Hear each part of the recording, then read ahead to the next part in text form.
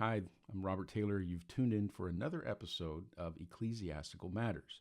And Ecclesiastical Matters is my way of saying that this playlist, this series of recordings, are regarding matters of the church in general, from history, especially through modern era, and then the church specific. And specifically, I'm referring to the local church of Witness Lee, also called the Lord's Recovery, associated with Living Stream Ministry and the writings of Watchman Nee and Witness Lee. And you might think, I've heard of that group, but isn't that a small group? And yeah, it is. Numbers that I've heard in over the past decades, and I haven't heard anything recent as far as membership numbers. There's not like an official membership roster, that type of thing. But from my recollection, if you don't count the unregistered house churches in China, which there's probably good reason not to, they're not necessarily along the same lines as what you would find outside of China. But let's just discount them because we can't count them anyway. People that might show up at international conferences, there's a pool of about 100,000, maybe 200,000 people. It's very small. It's not a large group at all. And you might be thinking, well, why would you make a series on this group? It's such a small targeted group. Why? Who's your audience? It's like, my audience is probably 7 people. It's whoever might tune in. But this is about my story, my experience. And I can't talk about my story, the story of Robert Taylor, without talking about the local churches.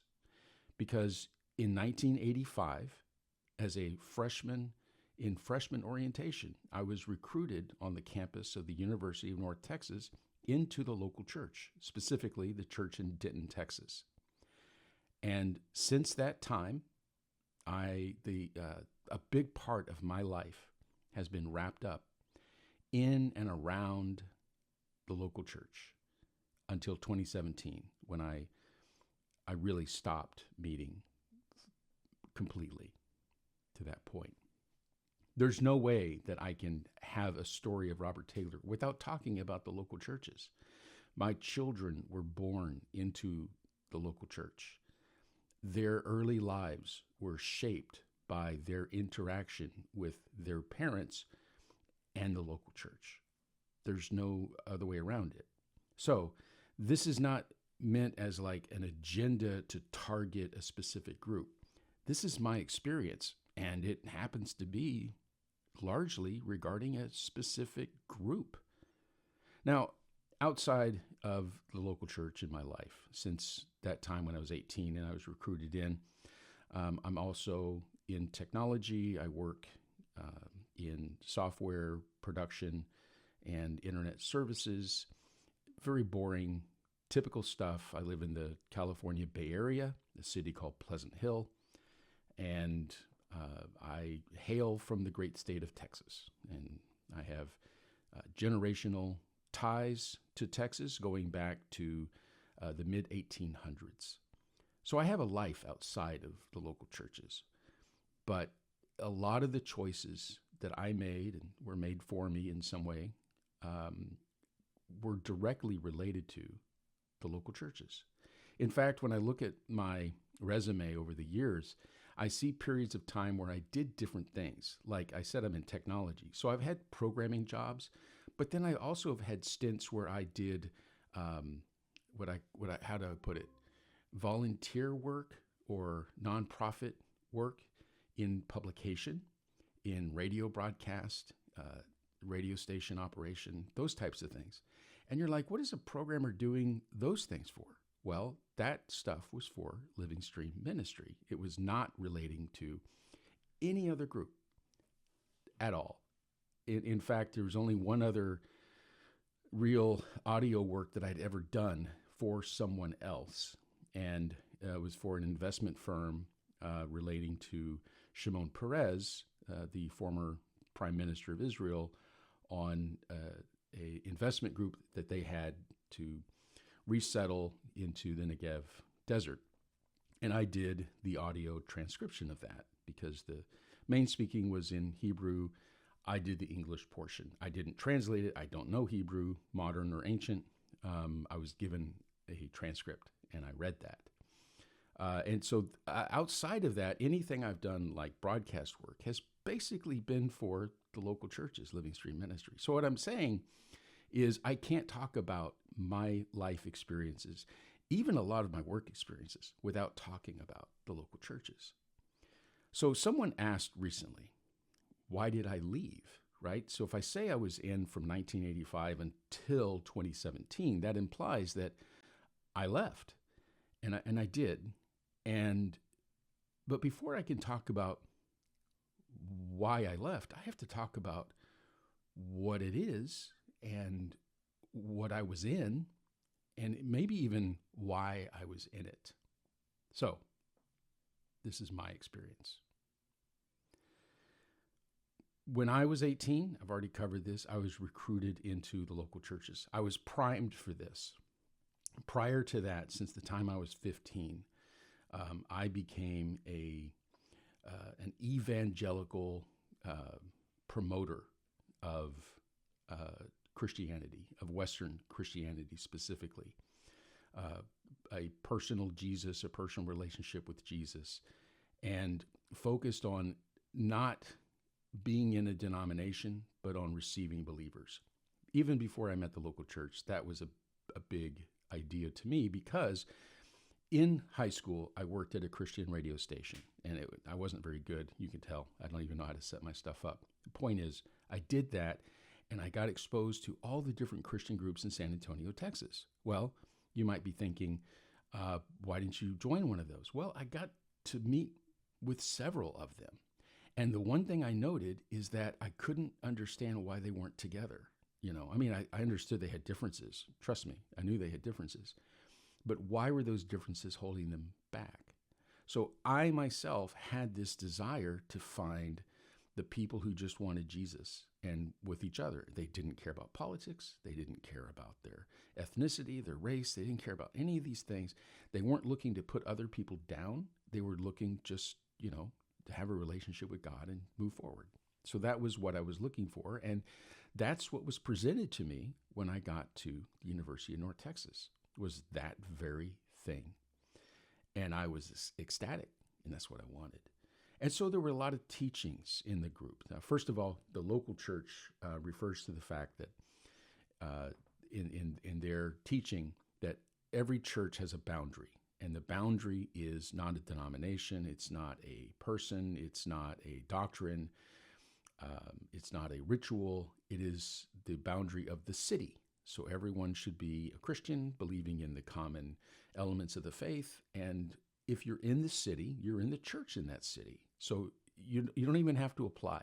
If you're a true born-again Christian, whatever that means, then you are in the church in that city, because you're in the church universal, the big church. Then you're in the little church, right? This is the main teaching. And this is what attracted me. I thought, that just sounds so wonderful. And practically, what does that look like? Well, it looks like the thing has an address, not necessarily a meeting address, because you don't have to be in a meeting hall to be the church, but it has an address of the eldership. And so that's where it really comes in. The local church is defined by who are the leaders and in that city. Who do you write a letter to? Paul would write a letter. Who would he send it to? And that would become the church, right? And so, this idea sounds really good, but when you get into the details of it, it gets a little bit touchy, because what if someone else says, hey, we're meeting here in Pleasant Hill. We don't care what denomination we are. We just care that you love Jesus. Come meet with us. Well, what's the difference? Oh, but they take a name. Okay, so what's their name? The Life-Giving Church of Jesus in Pleasant Hill. And you're like, well, see, it's those other names. It's not just the church in Pleasant Hill. It's the Life-Giving Jesus Church in Pleasant Hill. So that's a different subset of Christians. Like, okay, that makes sense. Or the Methodist or the Baptist or the Catholic, different segments of the church. It's not inclusive. And so the whole idea of the benefit of having the local church is inclusivity. which sounds fantastic. But in practice, it's one of the most exclusive groups you can find. Now, there are more exclusive groups. There are, for example, the ancient sect of the Plymouth Brethren, the so-called closed brethren. The Brethren churches started by Darby, and who was the one who came up with dispensationalism, which is where we get the eschatology of left behind, right? So if you're familiar with that type of thing, that Jesus is coming back to take the church to heaven, and then 7 years of hell on earth, and then, coming back for 1,000-year kingdom, right?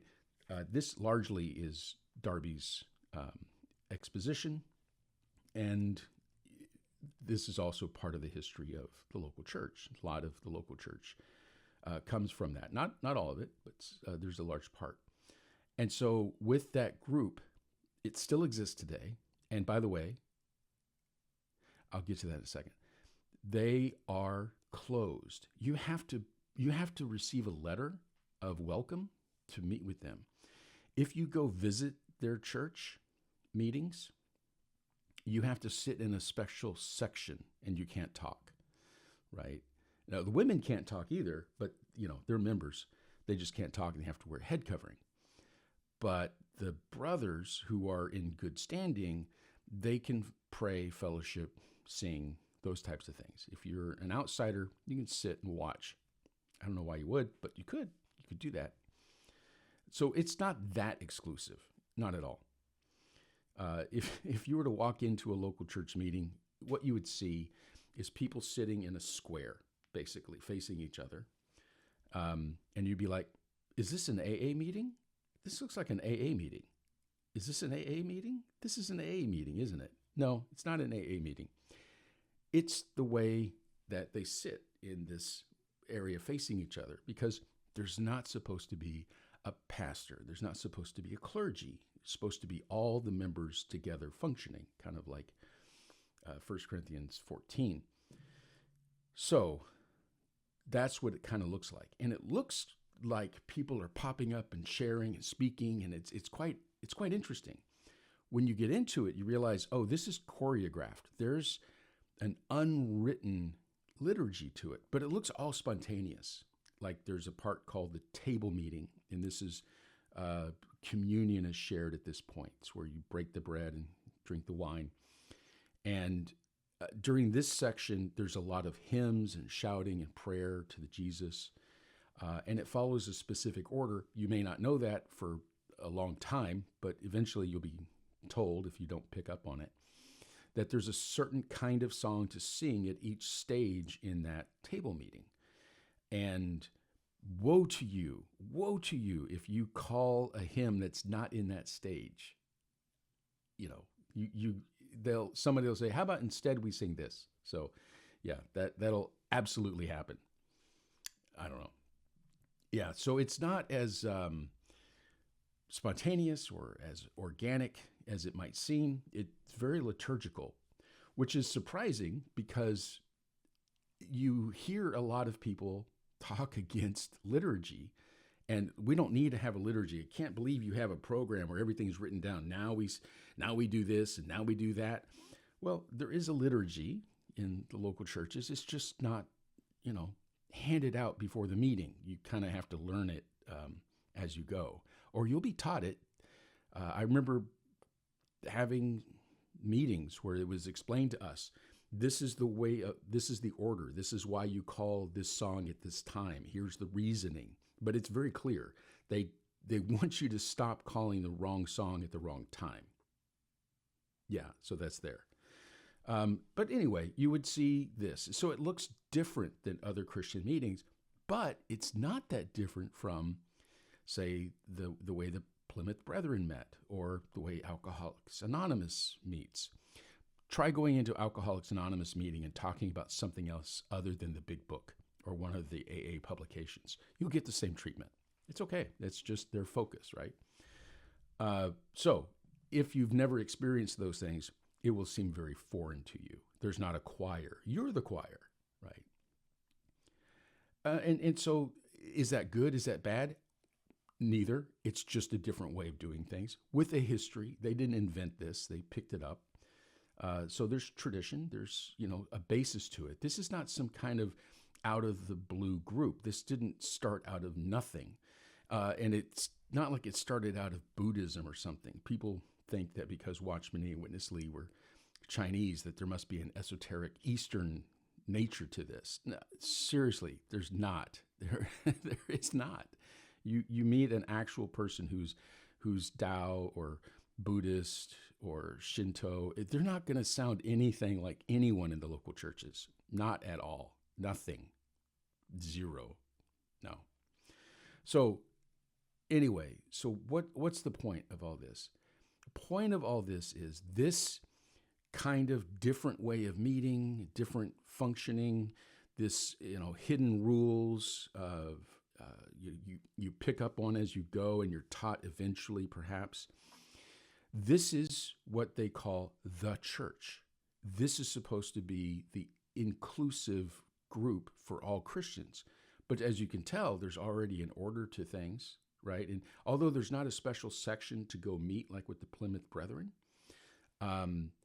there is a kind of an understanding that we'll tolerate if you stand up to speak as a new person, but after a while, we're going to correct you because that's just not the way we do it, right? So is it inclusive? We'll see. We'll see.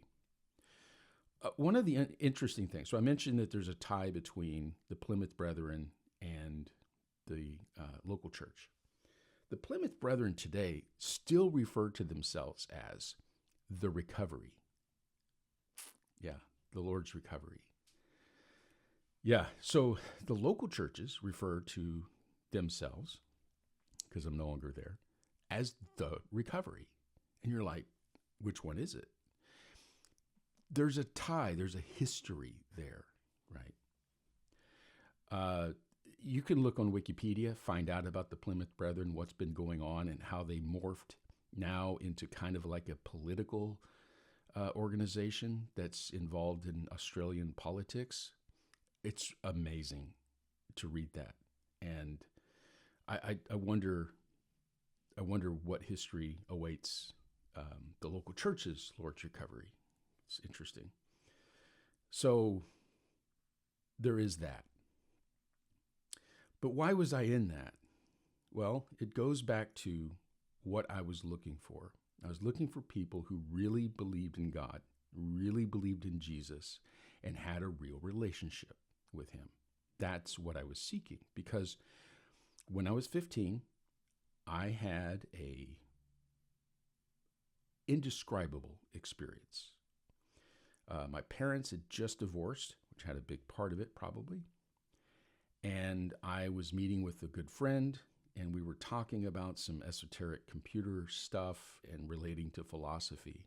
And in the middle of it, I had an epiphany, and I felt like there was a divine presence with me, and I hit this moment of joy that overcame my situation. And I remember at the time I went into my house where my father was. I was staying with him, and he was crying in his chair, just completely depressed. He's very distraught. I'm sure my mom was too. And I looked at him, and it didn't hurt anymore. I had joy that surpassed this terrible situation that I was in. And I'll never forget, those two things went hand in hand.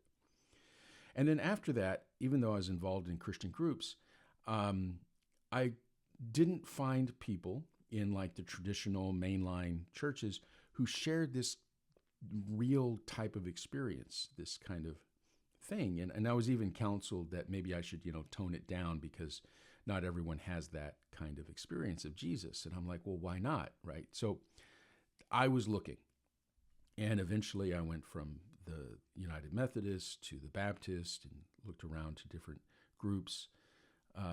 There was the Restoration movement, which I think had probably been influenced by the local churches at some point, but I didn't know that at the time. And I eventually ended up in the Word of Faith type churches. And the reason I ended up there is that they practiced a belief style, I don't know how to put it, that indicated that they were experiencing the reality of God directly in their life. This was no longer a philosophical statement, a sociological kind of paradigm between us and God, referring to how we should treat one another as humans. This was direct divine interaction experience, and I was attracted to that. I also would get disappointed because I would find out that it was feigned, a lot of it. You know, the healings and stuff, they had techniques, and they even explained to us, like, well, we have to prime the pump of the believer's faith. So you have to believe for the miracles to come. So we'll plant some, suggestive miracles. We won't say it's a miracle, but we'll indicate that somebody's leg got lengthened, that their hearing came back or something. And those are kind of like prearranged, or there's a technique we can use for that. But it's a little bit of a trickery, but it's only to get people believing so that the real miracle will come. And I heard that and I'm like, that's utter crap. That's just crap. I didn't like it. I didn't want it. At the time, there was also the prosperity gospel, which still is. It's America, by the way. But this was in the 1980s, and it was pretty big. Robert Tilton, the farting preacher, was very big on TV, Word of Faith. And I went to his place, and I listened to his teaching. And I'm like, I don't care about the money part. I didn't at the time because I was 18. I didn't realize how important money was. Still living off my parents. So money to me was just, if I had some, I, could spend it or donate it or whatever. But it wasn't that crucial to me. But everything was so focused on that aspect, it disgusted me. I'm like, well, what about the inner, blessings? What about the inner reality? Because a lot of people are rich that have no inner reality. So I was not happy with that. So I was looking for something that would fit this bill. But I also didn't want something that was just ecstaticism, that was just, like this and shouting. And I wanted something that was founded on good doctrine, good teaching, reading the Bible. That was important to me. Because up to that point, I had read the Bible from the time I was probably 13 through that point till I was 18. So I've been reading the Bible for a while. And I'd had some experiences while reading the Bible that were quite meaningful to me, that helped in some direction, that I felt like I was being guided by the Bible. And so I was looking for people that took the Bible seriously. And to me, that meant believing it. And at that time, it also meant having a holistic view, that showing that the Bible was actually a single book written by a single author through many, many different people over many, many different years and many different cultures and situations. But in the, behind the written words, constructing a single narrative.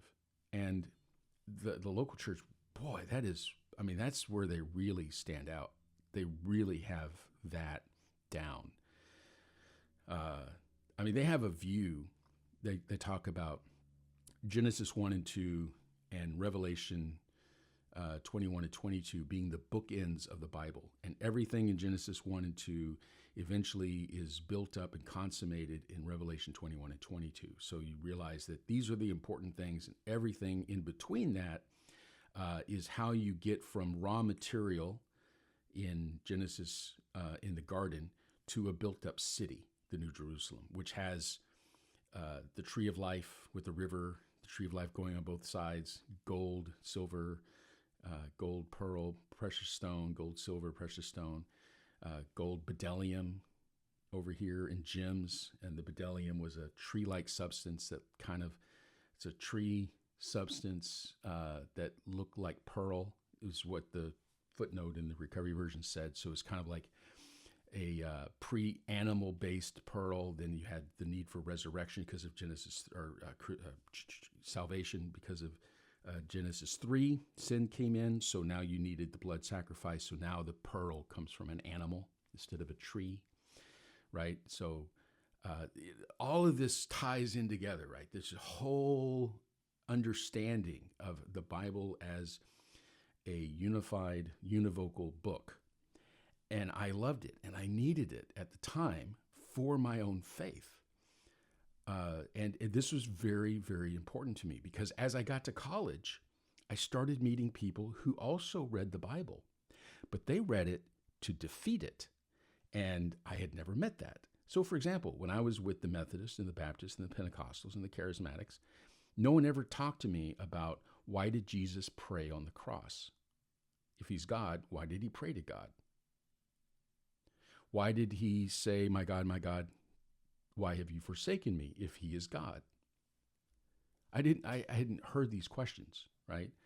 There's answers, but I didn't know any of them. Why do the genealogies in Matthew and Luke differ?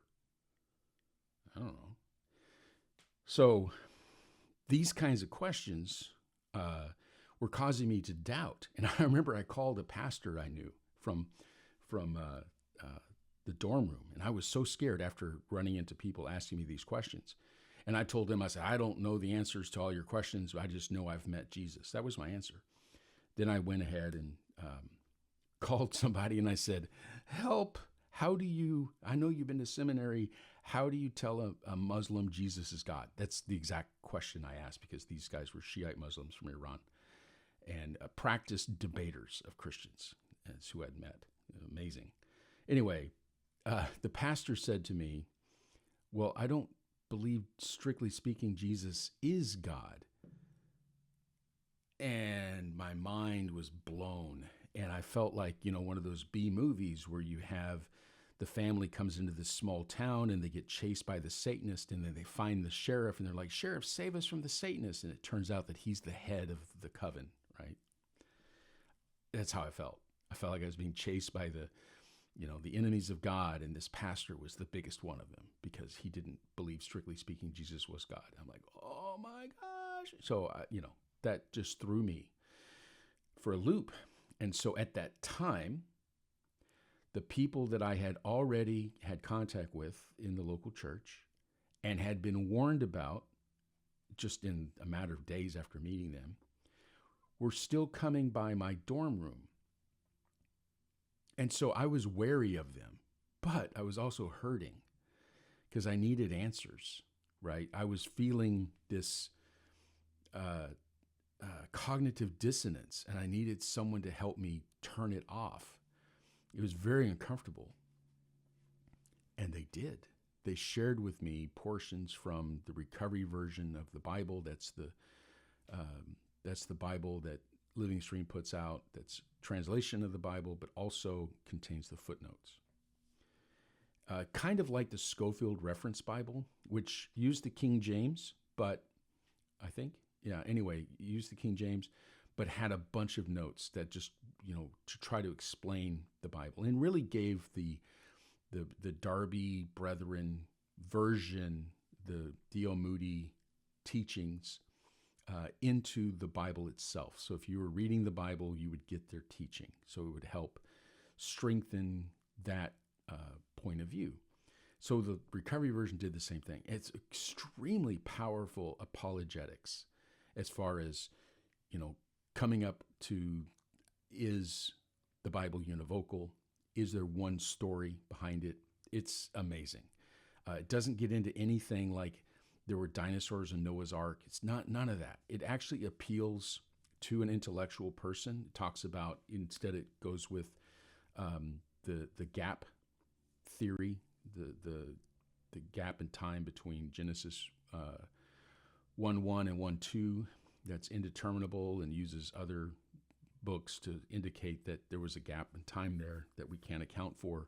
And so then that gives for the geological age difference and the time to have multiple different iterations of creations on the earth that we find in the fossil record. And then it's, this cataclysmic event that happened, and then God started over and he made the land, which was already there, come out of the sea, right? And all that.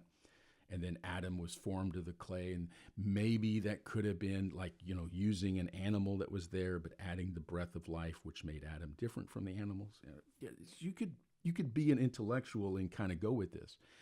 It didn't have to be this is just a myth, right? I mean, that could have been the way you take it. You say, well, yeah, we appreciate this story because it's kind of a myth story showing us some principles about God and our relationship with him and that kind of thing. But no, we would take it as literal, but we would change it so it fit in with what we were learning. Because a lot of us were going to college because we were recruited off the campus. And it's really hard to be in college and believe the earth is 6,000 years old. I know there's a resurgence of that today. I don't understand that. It really makes no sense to me. And the fact that the creationists that believe the earth is 6,000 years old get mad at the flat earthers who use the Bible to show that the earth is actually flat. They get mad and they say, you're corrupting the Bible, because you're making us look bad. It's like, actually 6,000-year-old earth, you're doing fine on looking bad yourself there. That's pretty nuts. And I believe that even in the local churches because I didn't believe the earth was 6,000 years old because it allowed me not to. So I was able to get past that, right? So as far as apologetics go, you have this belief, but this other evidence outside is telling you that belief is not real, then there was like an answer to it. And everything was like that, right? So whether it's the genealogies, well, one is of Jesus's line through Joseph and the other is Jesus's line through Mary, right? And actually the line through Joseph came through Solomon. And if Jesus actually was not born of a virgin and Joseph was his real father, he was no longer qualified because in the Old Testament, Solomon and his line were disqualified from the throne. So that meant that God had to use the Nathan line from Jesus through Mary to have a son of David who would sit on the throne. See how amazing the Bible all works together? I mean, this is the level of detail in apologetics that was going on in the recovery version. And I just ate it up. I loved it, right? I mean, you can tell I still know about it. I still talk about it. And I haven't actively read it, I don't know, 15 years, 10 years, something like that. I haven't been into it, but I was really, really into it at the time. As a matter of fact, I'm going to show some pictures. Is this it? Yeah. All right. So that's me. And what is going on here? Well, these two people, these brothers, are baptizing me. And you're like, but you don't look 18. I'm not. No, this is when I was 27 or so. I was already in the 2-year Bible school called the Full-Time Training in Anaheim.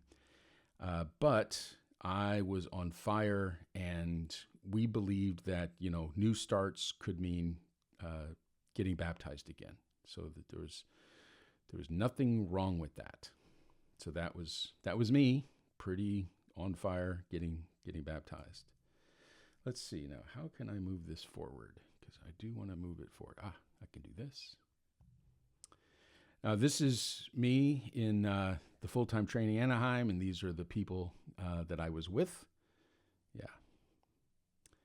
And several of these are still active in the meetings, maybe most of them. Some of them were involved in a split that happened with the Midwest churches in the United States where the leaders in other parts of the world broke off with the Midwest U.S. leaders. And so now the two groups don't fellowship. Sad. Happens. Yeah, so that was me. I'm the big guy with a fist up. I did that a lot. Did a lot of fist up stuff. And then this is me giving a talk in the training. And that's a pearl there, and I'm explaining the pearl, kind of what I just talked about, actually, about the difference between the bdellium in Genesis and the pearl in Revelation. And I don't remember the whole talk, but that was me. And I have my badge. I'm in the training. And here's one of the members trying to act like he's listening to me. No, he's a good guy. He was listening, but I appreciate it. And then this is me sitting on the boys' side of the training center. The boys sat over here. The girls sat over there. And we tried not to look at each other until they told us to look at each other our last term so that we would eventually get married because we were supposed to. Boy, you're not. There was no talking. There was just no fellowshipping, no talking. It was very awkward. Boy-girl relationships were not easy. There's a lot to that. And then this is me. This is my stepmother and my dad. Stepmother's still with us. My dad's passed away. This is Howard Higashi. He was the trainer that I was under in the full-time training. And this was a really good guy. He was a trainer, but he was also he was a trainee like me. He was also an elder, and I can't remember his name. He showed me what a mature person looked like, and a younger, mature person. He was in East LA. I remember that. I respect him so much, and I can't remember his name because I'm bad with names, but I'm also old. Howard. My firstborn son's middle name is Howard. So Howard was an important person in my life. So he's there. So it's my stepmother, me, my dad, Howard, and it almost had it. Oh, somebody will tell me his name. I can't remember it. Oh, so sad. Yeah. So these are pictures, just, a few that I found recently of my time. And those, I was a genuine seeker. I really wanted a way. But I also had problems. I mean, I mentioned that when I was 15, that one of the things that happened right before my big epiphany was that my parents divorced. And that was a big deal. And I was looking for something to hold on to. And I was curious about the things of God and the philosophy. Prior to that, I'd been reading the Bible, but I'd also been reading books on other religions and other philosophies. But at that time, it just I focused in on that one experience that I had. And I didn't even know that I had a Christian conversion experience when I was 15. That was November, 82, something like that. And I didn't even realize it was a Christian experience until a Baptist youth minister at one of the campus Bible studies that our campus in high school, we had Baptists going to First Baptist Church of San Antonio, had this group, I forgot the name of it, and we would meet together and study the Bible, and it was fun, and date. It's always dating. But I remember the youth pastor was asking me to give my testimony, and I said, I don't really know if I have a testimony. And he said, well, when did you meet Jesus? Did you go up to an altar? Like, I'm Methodist. We don't do altars, And I said, well, the only time I can remember anything really significant, and I told this experience, that one esoteric experience I had with my friend in his car. And he goes, oh, that's when you met Jesus. And so he put a label on it. And up to that point, I had not put a label on what had happened. But then I held on to that, and then I began to seek that and hold that. But at the same time, I had issues going on with me. I had questions. I had controversies going on in my being. It was starting time to like girls, right? And I liked girls. There were questions around that, because some of the Christian groups, they kind of allowed dating, and others, like, the booklet my father gave me when I was 12, is like, if you hold hands with a girl or kiss a girl, you're kissing another man's wife, right? So it's that level of purity culture, right? And so when I came to the local church, they had that level of purity culture.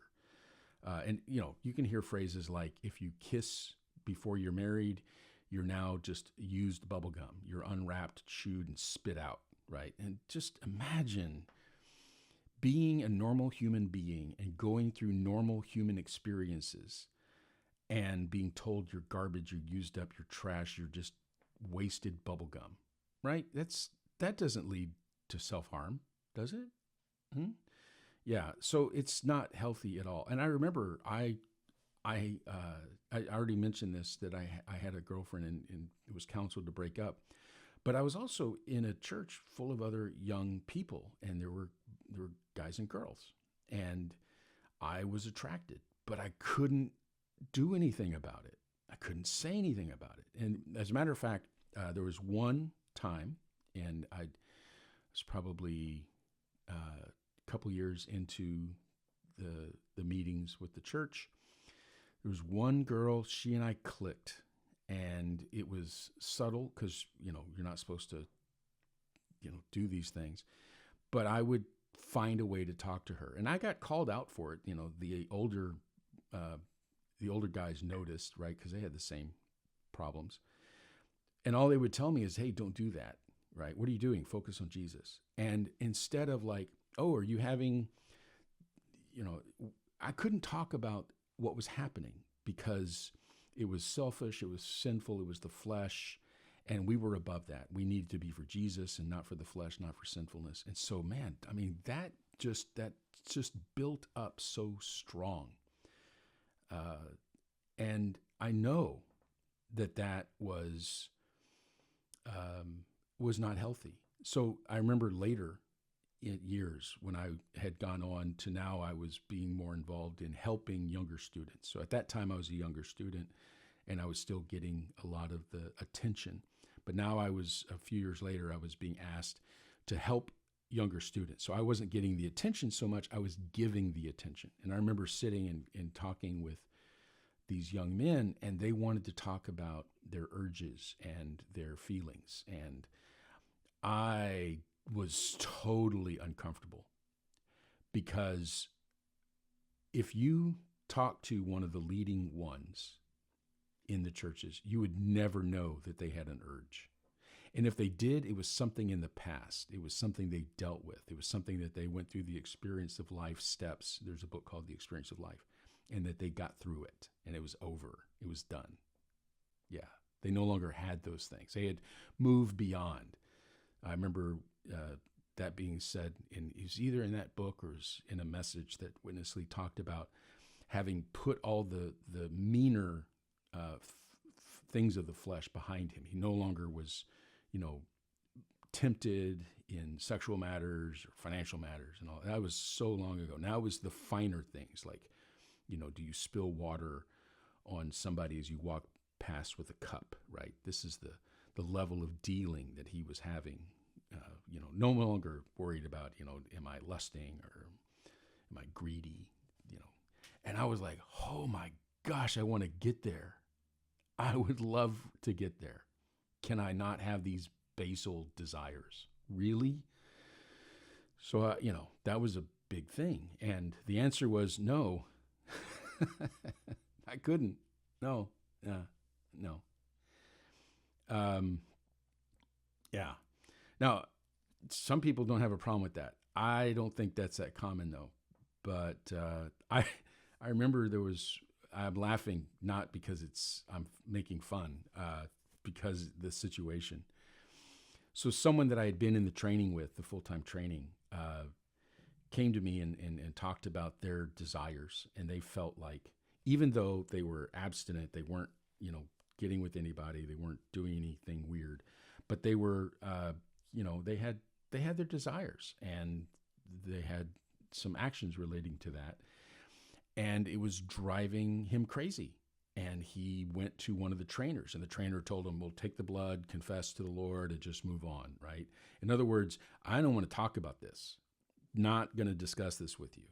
So this member went to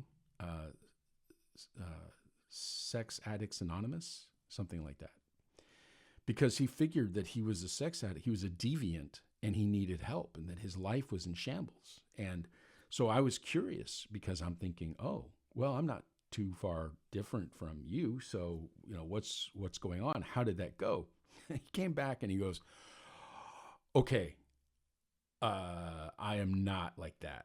I mean, these people, so, the level was so different from what they were, when they were talking about down to what he was discussing. His is actually was just very common. It just was not allowed to be talked about. You don't mention that. There's no avenue for that. So you're like, oh, well, why don't you go to a therapist? Because we have Jesus and we have the body. So the things that I was told were that, number one, you need to deny yourself. So if you're like wanting to have a drink, right, and maybe you're drinking too much, deny yourself, take the cross, confess that you died with Christ and you're risen with him and he lives in you, put yourself aside, let Jesus live. So, be austere to yourself, that kind of a thing. And just, what are you doing? Stop it, basically. There's more to that. And then if you were depressed, it was just a sign that you didn't have enough Jesus. You needed to get right with God. You need to enjoy the Lord. There's a lot of talk about enjoying Christ, enjoying the Lord, enjoying, the triune God. And so if you're depressed, you're not enjoying, are you? So that's why you're depressed, because you're not enjoying. So you need to do the practices. You need to call on the Lord. You need to pray, read the Bible. Pray, read means read the Bible and pray, kind of mutter as you read it. Fine.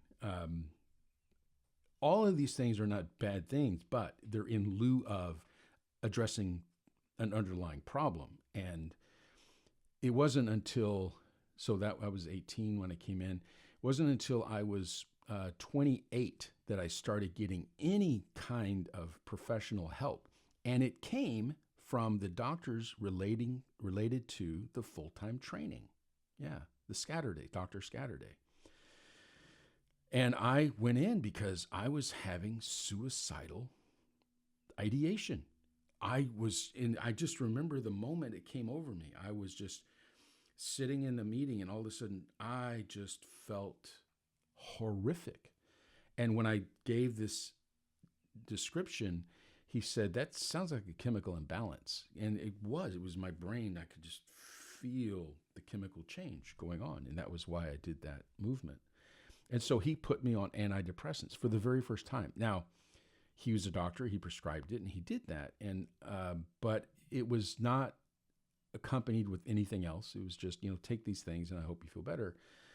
And I did, and I learned a little bit about SSRIs, that they're not like happy pills. They don't make you feel happy if you're sad. They help you if your chemicals are not balanced. So I was like, okay, this is legit. Anyway, I no longer had suicidal ideation, thank goodness. And I felt a little bit normal. But that was the very first time. And I could have used a little bit more attention on that matter.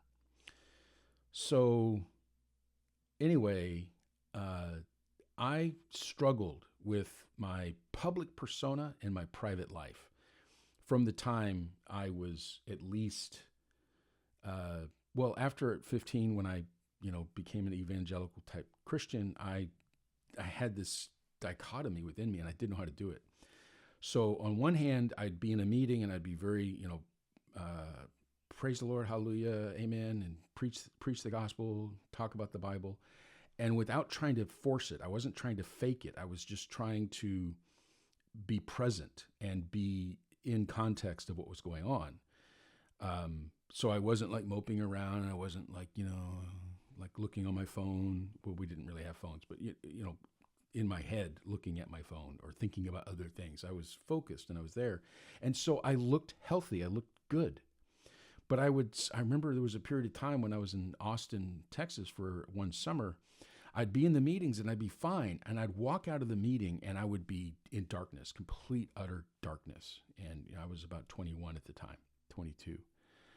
And I had a secret life that sent me over to the seedy sides of Austin, that sent me into dark areas where I ended up being the good guy in a bad area type thing.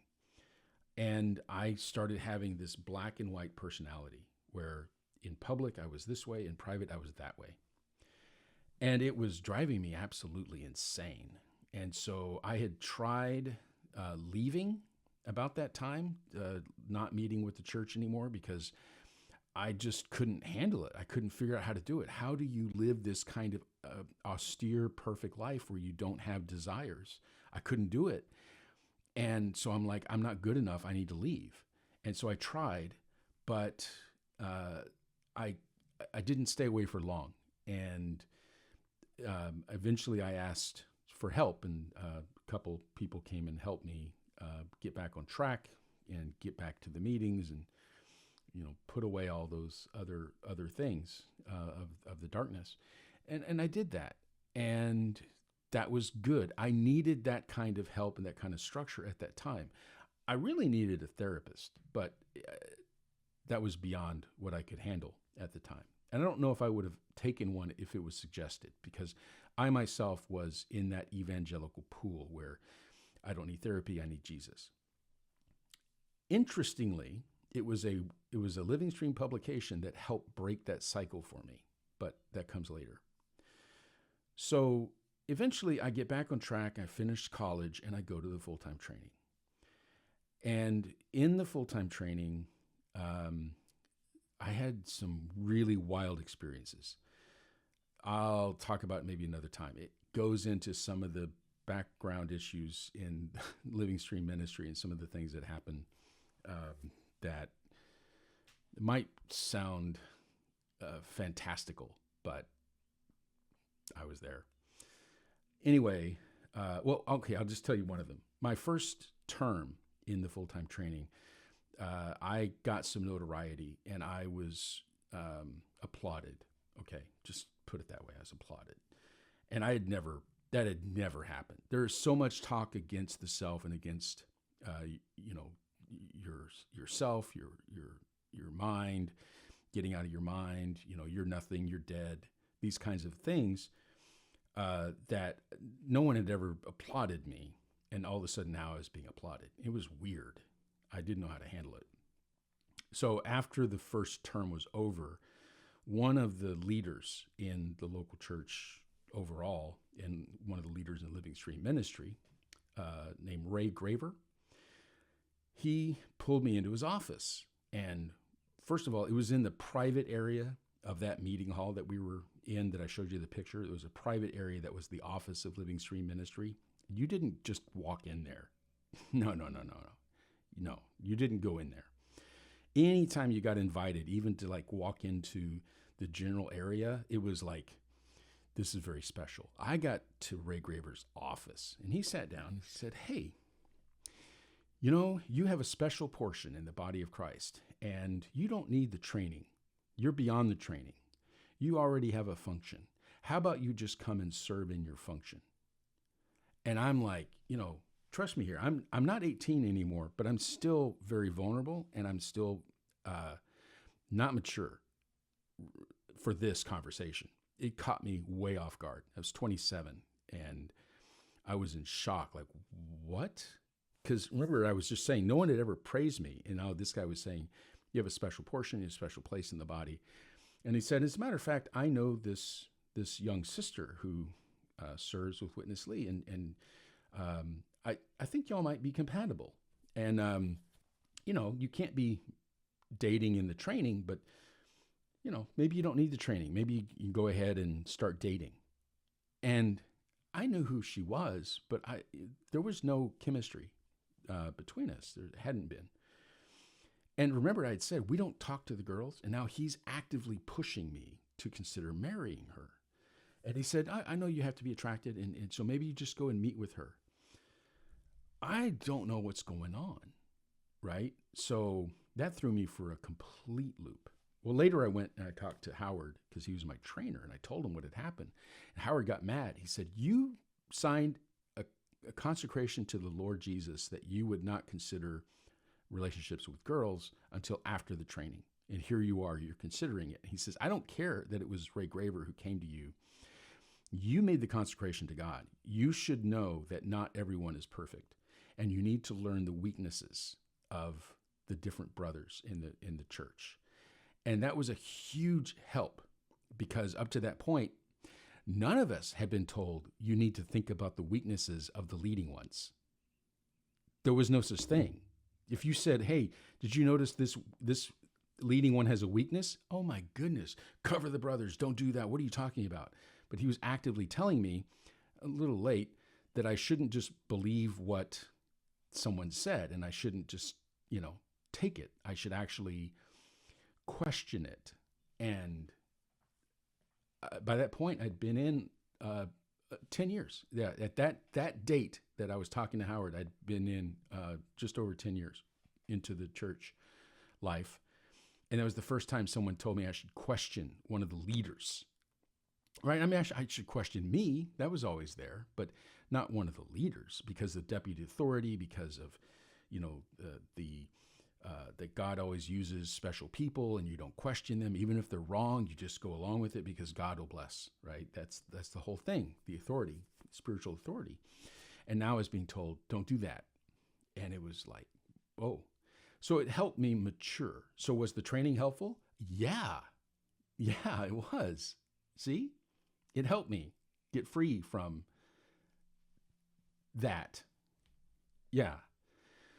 So I realized that I had a choice. I could, at that point, and then I started hanging out with one of the other leaders, who was married to Witness Lee's daughter, Albert Lim, and he started talking to me too. And I guess he and Ray had talked about this, and so I was invited to his house, and I stayed with him a while. I worked at his company during the training because I was not mentally active, and he knew that, and he needed some work done on computers, so I did some computer work for him, which technically wasn't supposed to be done while you're in the training. You're supposed to be focused, but anyway, I was bored. So I did work for him on my day off. Anyway, I stayed with him over one of the breaks, and we would talk, and he would just, talk to me about this and that behind the scenes and different things. And he would say, some people think that you have something, but those of us who have something know that you have nothing, right? So it was that kind of level of talk of trying to level me. On one hand, build me up, you're special, but on the other hand, you have nothing, right? So this, I'm kind of in a swirl, right? I don't know what's going on, right? These people have their own kind of agendas and whatnot. Yeah, so that was interesting. And some things happened while I was at his house that maybe I'll talk about another time. But that was there. And then as I went on in the training, I mentioned that I got depressed to the point I had suicidal ideation. It was the next term. After that glorious first term. The next term is when I went into that slump. And then my last year I was on antidepressants, and I did better. I didn't actually go as high as I had before, and I wasn't as low as I was before. But I was a little bit less gung-ho, as you might say, because I had, experienced some of these things going on. And I was still interested. I still wanted this path, and I was still for this path and that kind of a thing. And I remember there was one meeting where Witness Lee had an elders training international, and the trainees got to sit in the back. So all the elders and all the bigwigs were up front, and Witness Lee was there.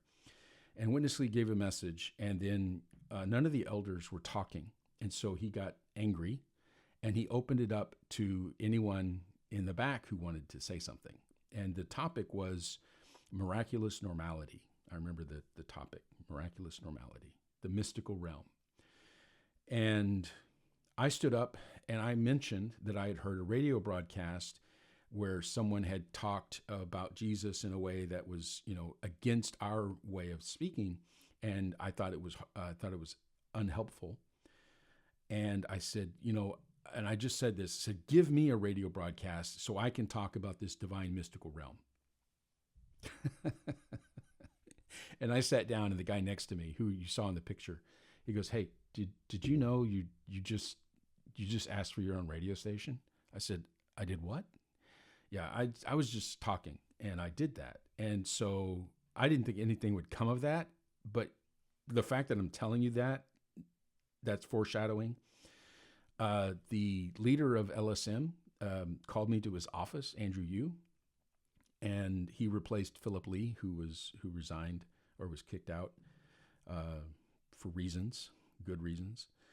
And anyway, Andrew Yu, he asked me about my experience in radio and if I thought it might be helpful. And he asked me to go do market research on if Living Stream should get involved in radio stations. So I went and I did some research on the numbers, and I looked at the radio markets, and the response rate and the impact that different radio segments had on your market share, basically. And so one of the things that I had suggested is that we could go to Christian radio stations, but that would be a very limited, narrow market, the one that I had been in.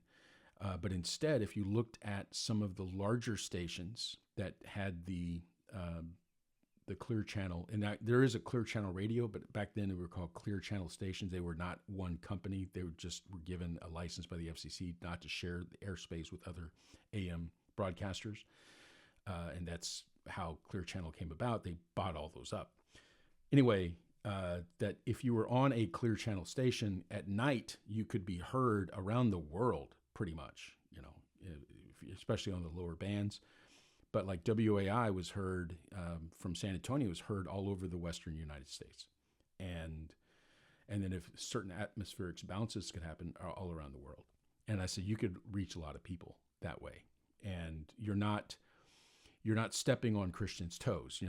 You're going directly to the Christians. You're not trying to tell pastors, hey, accept our reading material. You're just going straight to the listener. So that was what I came back with, and they said, okay, let's do it. And he asked me to create a radio broadcast. So I didn't know what to do, but I was walking around looking at different audio resources that Living Stream had, and I realized that we had all of these messages of Witness Lee relating to his expositions of the Bible called the Life Study of the Bible. And I said, well, why don't we just do an audio version of these books called Life Study of the Bible? And people agreed with that, and so I put together a format which eventually did get changed because some actual people who know radio got involved and made it good. It was an early attempt, right? I'd had 2 years of radio experience in high school. I did not finish a radio degree, but I just did what I could because I believed in the mission. And so that got started. And then they asked me to do the radio announcing. So I did for the first bit. Then they got someone good who could actually talk back and forth with the people that were on the show. And they did a much better show after I was not involved. But I was there at the very beginning. So I did that. And I remember at the time I told somebody, I said, this is what I exist on earth for, is doing this. Because I was so excited and ecstatic to do it. I meant it. By the time I finished the training, I was asked to go back to Texas and serve on the campus, and I didn't want to. No, I want to be here in Anaheim. I want to help with the radio broadcast, and I also wanted to marry one of my fellow teammates in the training. We had different teams under Howard Higashi, our team was.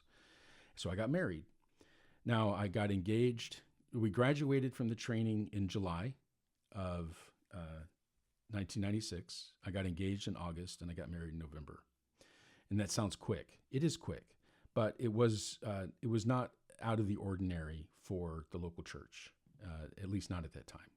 Those kinds of things were pretty common. In the 70s, it was even quicker. But yeah, so that did happen.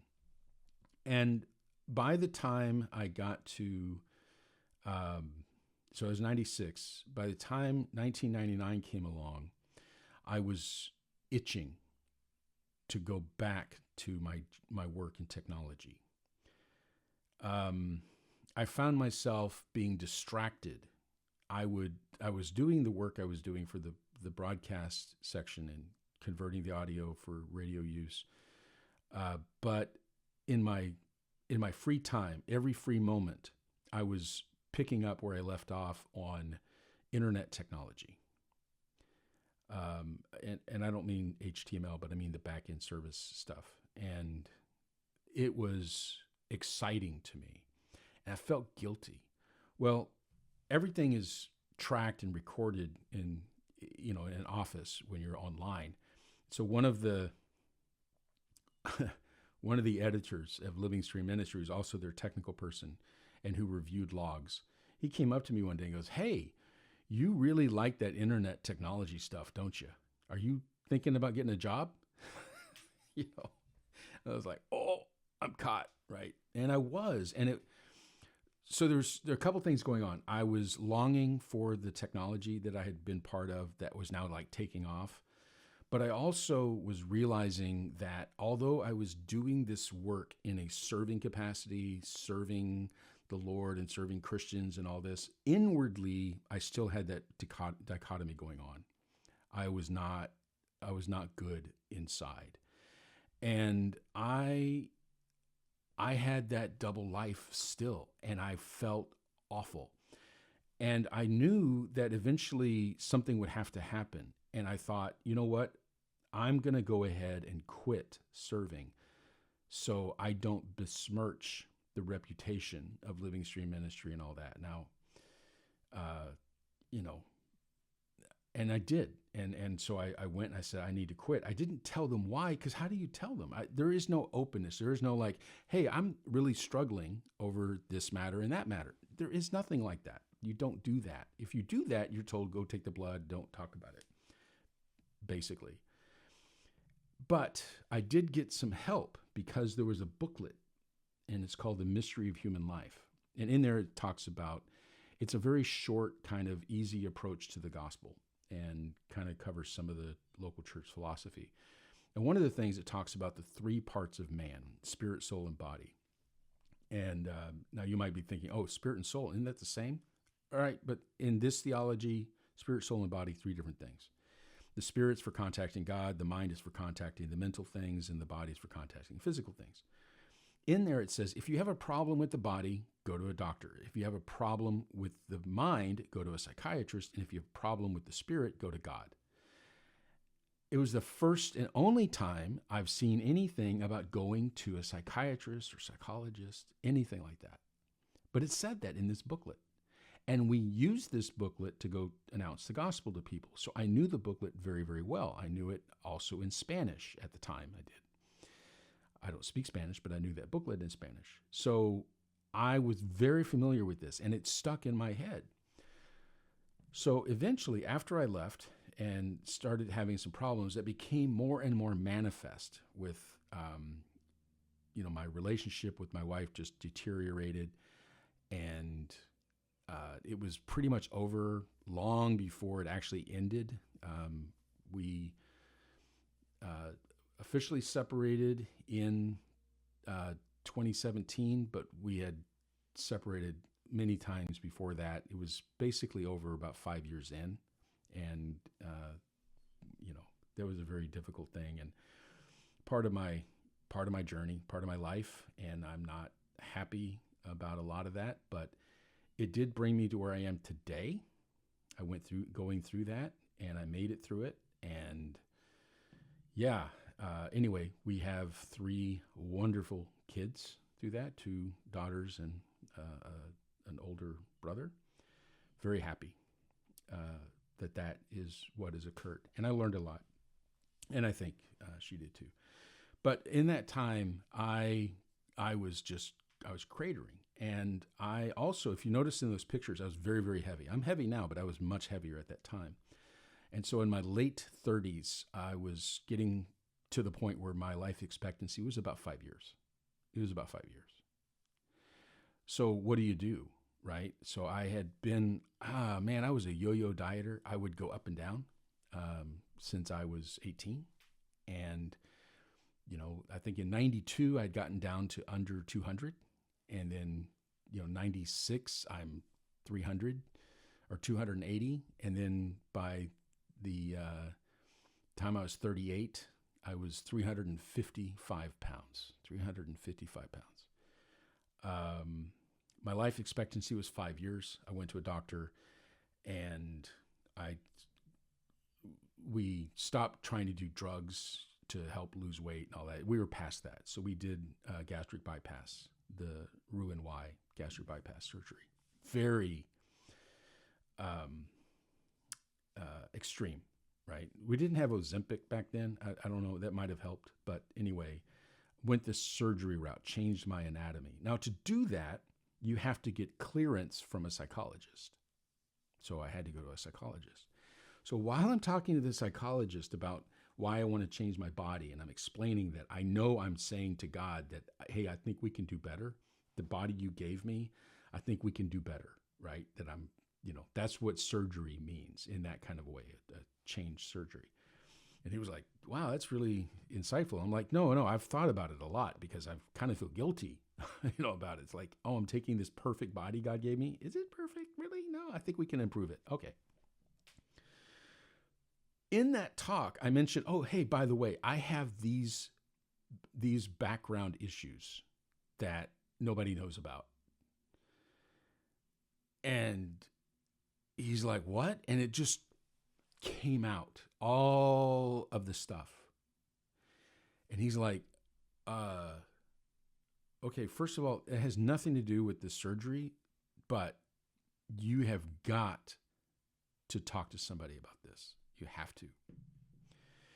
Then I was talking to my doctor, and he said, look, I can do the surgery and you will lose weight, but you need to deal with your addiction. He was talking about to food and pleasure. You need to deal with your addiction. Otherwise, you'll switch to something else. And I'm like, addiction? I'm a Christian. What do you mean addiction? I'm not addicted.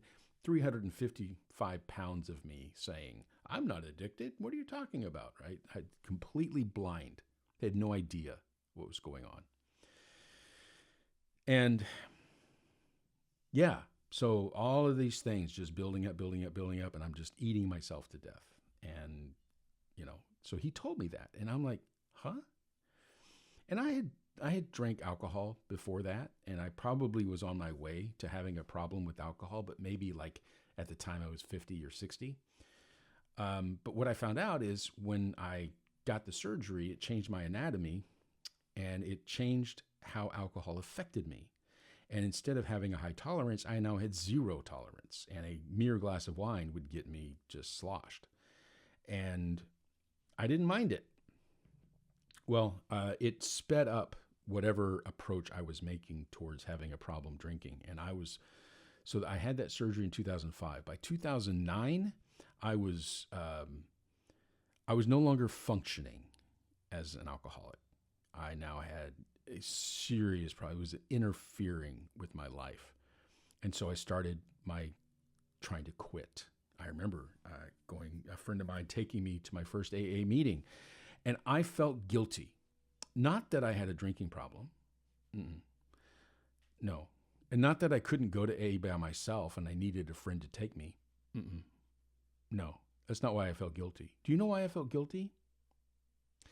I felt guilty because I was going outside of the church, outside of the body of Christ. I was going to something other than the body of Christ, meaning the local church and the people in the local church under the ministry of Witness Lee. I was going outside of that to get help. And AA has a spiritual component. They talk about God, but not in the same sense as a church or anything like that. But they do kind of talk about God. So it looks like I'm going to find a people to talk about God outside of the people of God, the local church. That's why I felt guilty. But I was dying.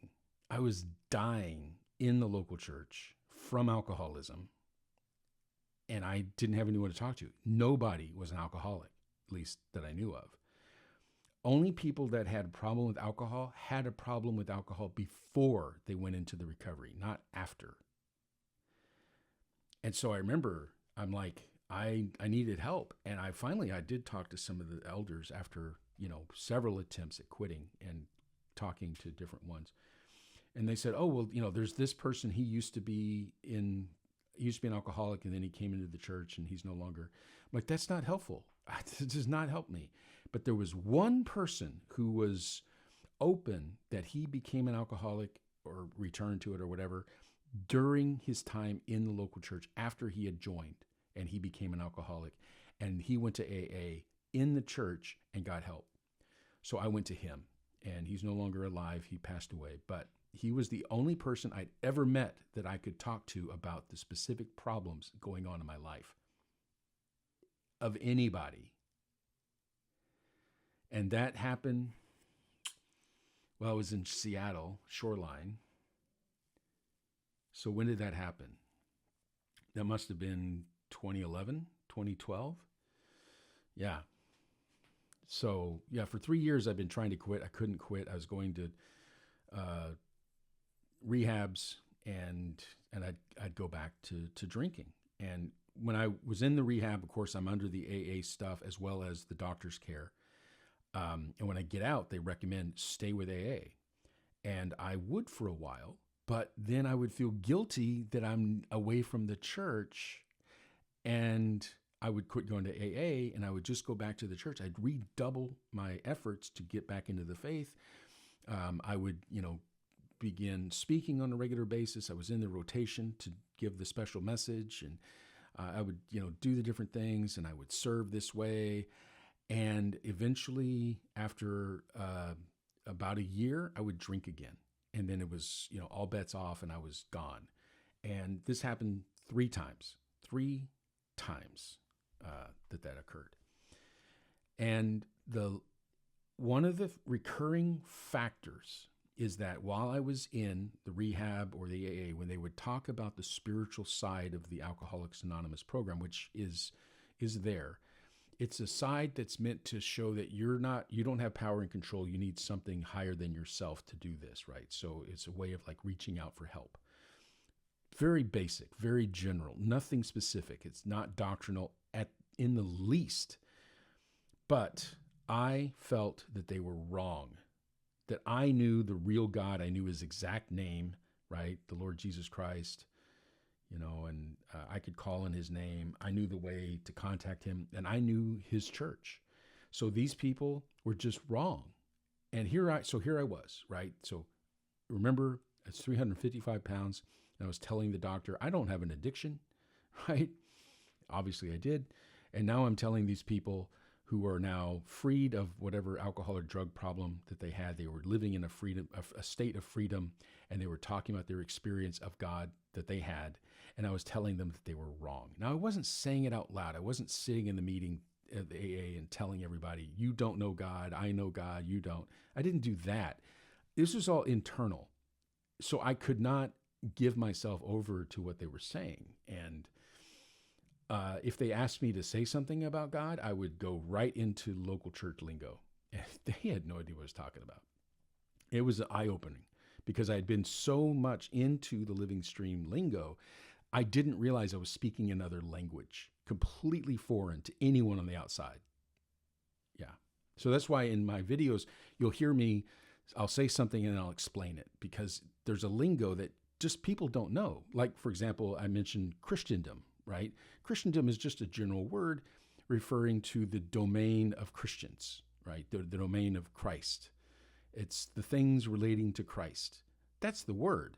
That's not what it means in a local church. It absolutely means the harlot, Babylon the Great, Mystery Babylon the Great.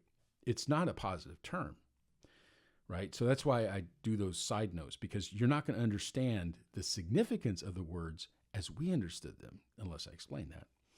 So I learned that in these interactions with AA. These interactions with AA were the first interactions I had with people outside of like work, outside of the church. Before that, and this was, I was now in my early 40s, most of my interaction was with people in the church or people at work. And you don't talk about personal things when you're at work. You do a little bit, you joke around, you say some things, you kind of share a little bit, but you're always on edge because what you say can be used against you, right? And so when I got to AA, I was able to speak to people without judgment because we'd all been in the same place. And I'm like, why couldn't I do this in the church? In the church, we would have these things called vital groups, and you're supposed to get there and talk about your problems. Oh my gosh, no way. No. You're denying yourself. You're, you're exercising your spirit. You're not living in the flesh. Now you're going to talk about those problems? It didn't happen. It was not going to happen. It didn't happen with me. It didn't happen with anybody I was around. It just did not occur. And now in AA, I was talking about experiences that I had had of being out of control and getting some understanding. And then I also went to therapy, and I was helped how to, and it was explained to me that one of the trauma responses, one of the defenses to trauma that we have as young people when we experience that, is separating our lives into a black and a white side. And healing is integrating them together. And so I did.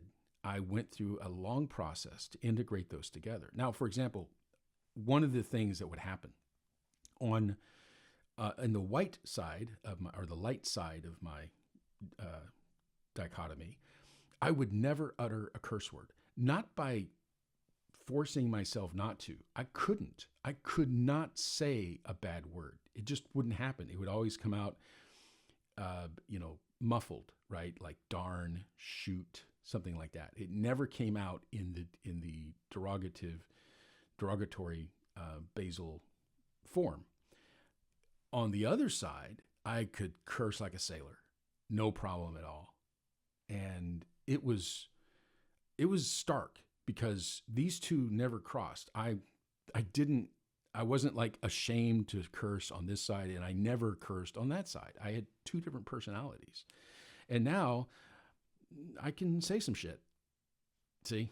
So kind of integrating in. And it was not a pretty process. It was not comfortable process because a lot of the reasons for continuing this dichotomy was my trying to live the God-man living talked about in the local churches. Now, you might be saying, oh, you misunderstood. You didn't do it right. You had to do it this other way. You should have done it that way. I was there for over 20 years. I tried just being open to whatever, to taking it that way, to having the morning time prayer and just being before God and just all of this. And you know what? Eventually, here's what happened. It didn't work for me.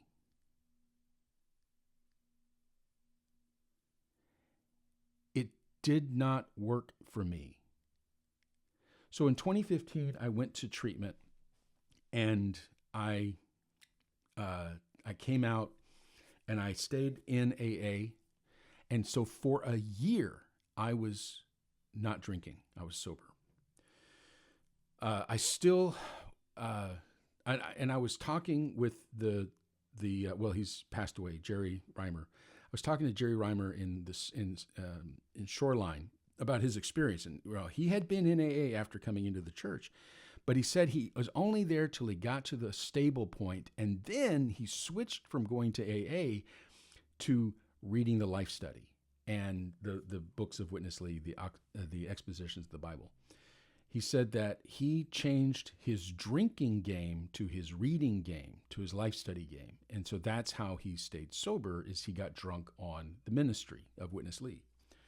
And I thought, okay, that sounds good. I could do that because I've read plenty of that. And so I got to a point where if I'm in AA, I'm there for a few months until I get kind of stable and I don't have the desire to drink.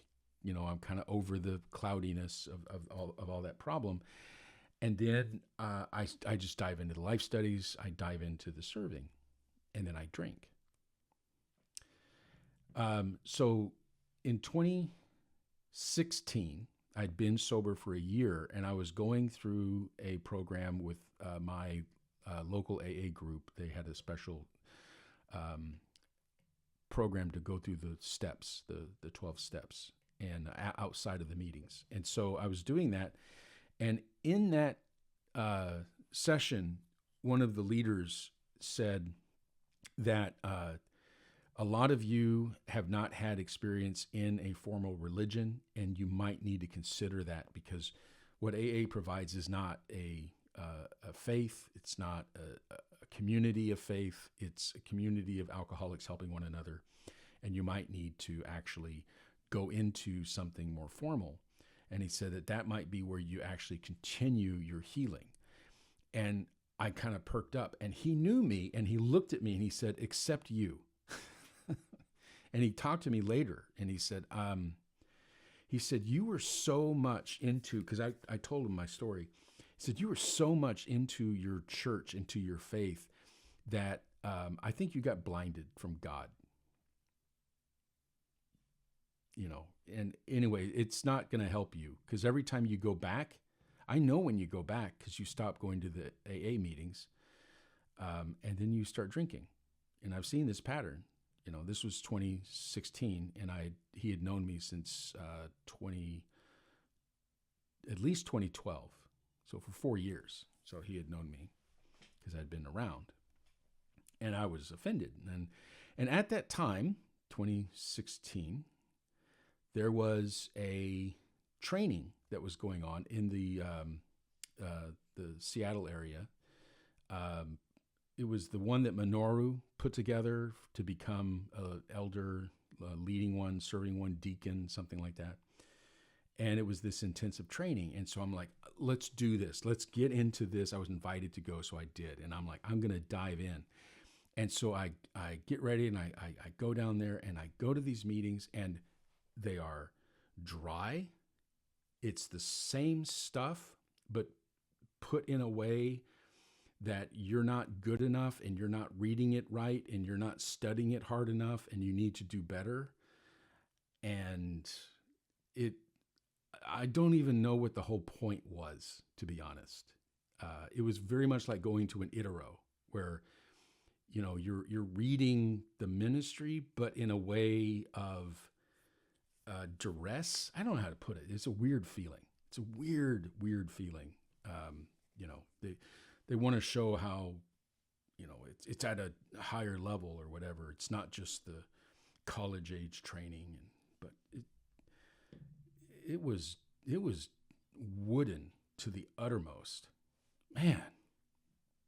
And then there was, you know, talk about, you know, becoming a leading one and stuff, which is very exciting to, you know, my level of ambition. But at that point, I wasn't interested. I wasn't trying to become a leading one. I was trying to stay alive. And it was about that time that I stopped meeting with AA, and I was back full meetings with the local church, and I was in that training, and I was, you know, pumping along, and I drank.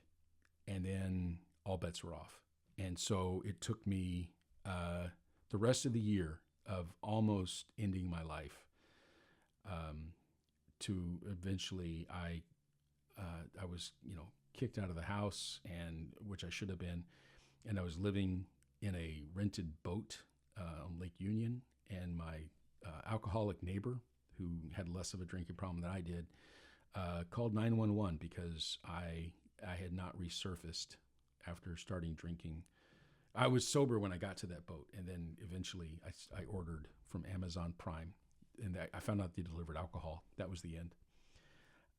And I lost several days that I don't recall, and I got called to, I got 911 called on me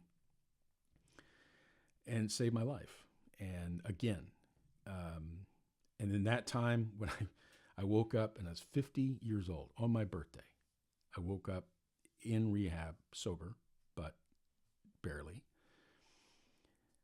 And so I'm 50, and I'm like, I can't do this anymore. And I no longer cared if I knew the answers. That little voice inside of me saying, don't listen to these people. They don't know the real God. They don't know the real ideas. You know, they're not part of the up-to-date ministry. They're not in touch with the high peak truths. They're not following the Lord's latest speaking. They're not in the body life. They're not one for the Lord. They're not standing on the right ground. None of that mattered anymore at all. And I was just like, I'm a human. I need help. Now, while I was there, I was talking to people about what I had learned about the Bible, but it was more of a offhanded approach to things. It was more like, oh, this is interesting. Let me share this.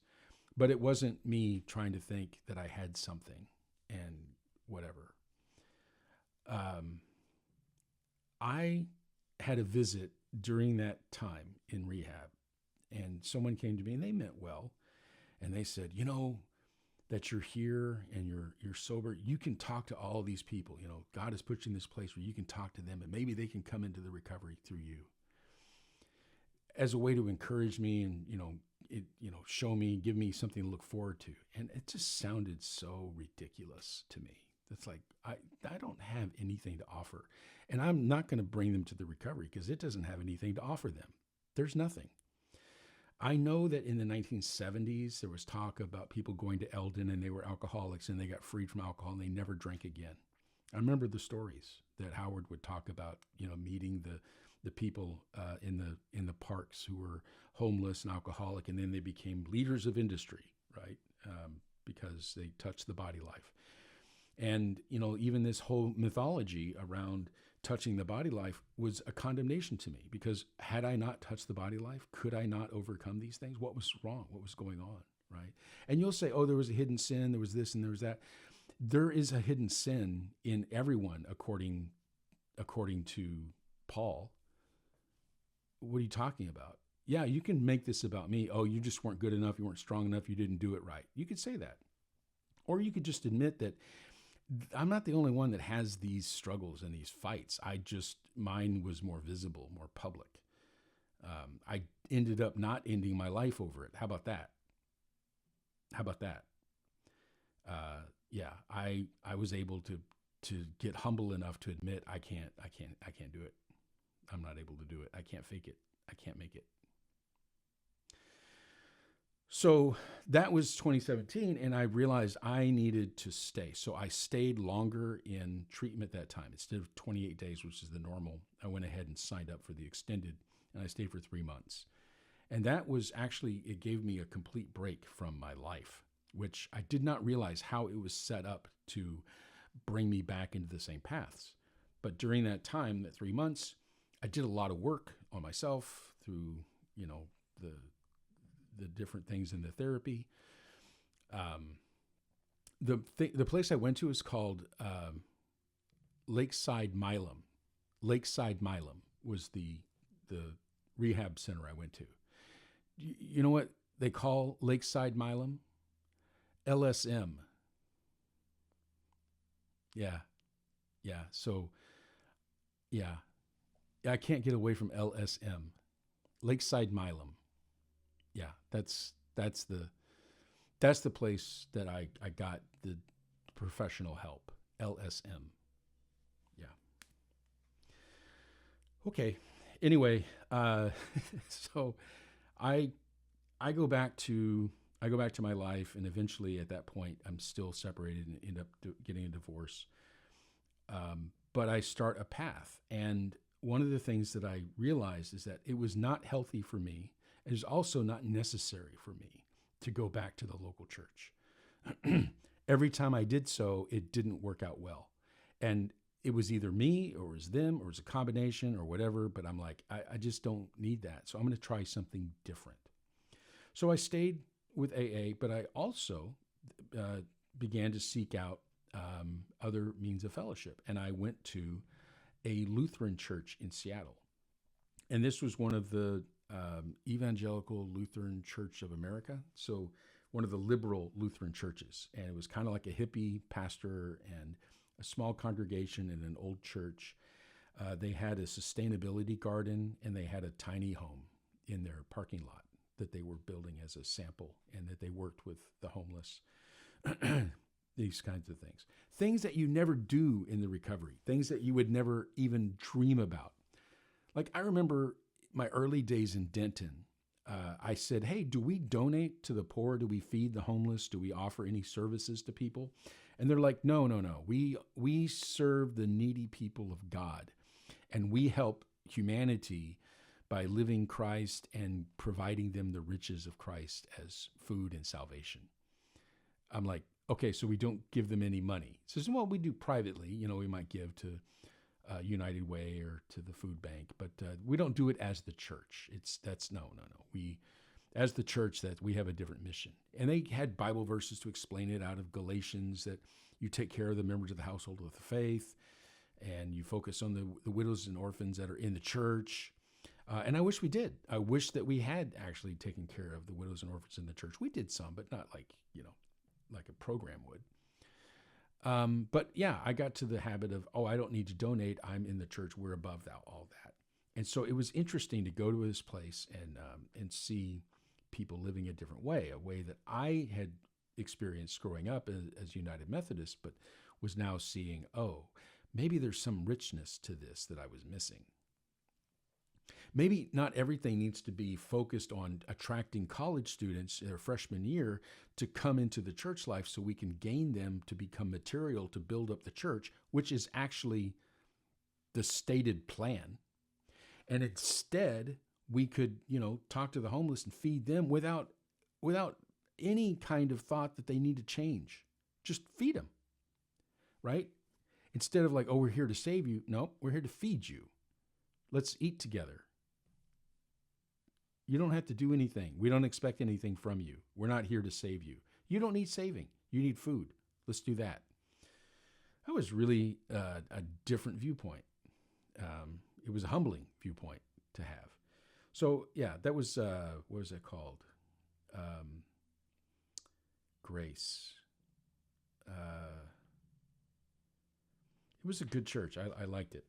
So the pastor, Jamie, I remember, he had asked me when I came to meet there, because I was recommended by one of the people in AA. So I did. He said, are you running away from a community? Or do you have something that you need to make right?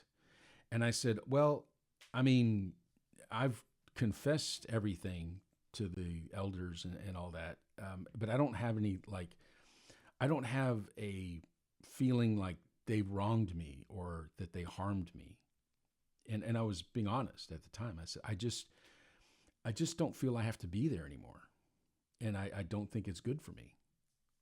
And that's as far as I could get at that time.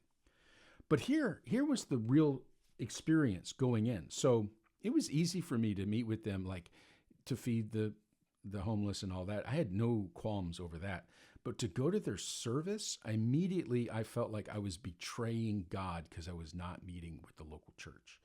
Especially because, as I was taught, if you go to a meeting of a denomination, which is anything that's not a witnessly local church, by the way, that's what that means. If it's not an official local church that's recognized by the other local churches, which means it's in good standing with Living Stream Ministry, then it's a denomination or division. So if you're in a division and you sing a song, you give a word, you offer a prayer, you're building it up. You're building up a denomination, a division, and you're tearing down the body of Christ. So this was what was in my head as I'm sitting there. I'm like, am I going to sing a song? And I was sweating over this. And then it came time where they do the communion, the Eucharist, and I'm like, I'm not eating, without discerning the body, which means if you eat in a place that's not the official approved ground of the church, local church of Witness Lee, you're eating in division, you're eating against the body, you're, not discerning the body, and you're eating judgment to yourself. I wasn't going to do that. I'm sitting there, I'm sweating. And I just had this small voice inside say, just let go. Really? How you're saying that God could not be operating in these people, only in your group? Are you sure that they were right about their interpretation of discerning the body? I'm sitting there, and eventually I went and I did it. It was hard for me to do, but it was a little step in freedom. And eventually they asked me if I would speak at their service and read one of the Bible verses sections that they do. It's a liturgy. It has a paper with, the steps that you're going to follow in the service, which is the same thing that we had in the local church. It just didn't come with a booklet. You had to learn it on your own. It's a definite liturgy. There's a definite series. There's certain songs you can sing at a certain time, certain verses you can use certain time. Uh, it's stated here on this week. Here's our regular reading. The church is reading this, and it's from Living Stream Ministry. We had all the same things. It's just that we condemned the people for having it printed on a paper, where we didn't have it printed. You had to guess or learn somehow that it was going on. Yeah. So I did, and I stood up to read, and I'm telling you, all these thoughts of you're building up a division and all this, and no, I'm reading the Bible. I'm reading the Bible to people who want to hear it.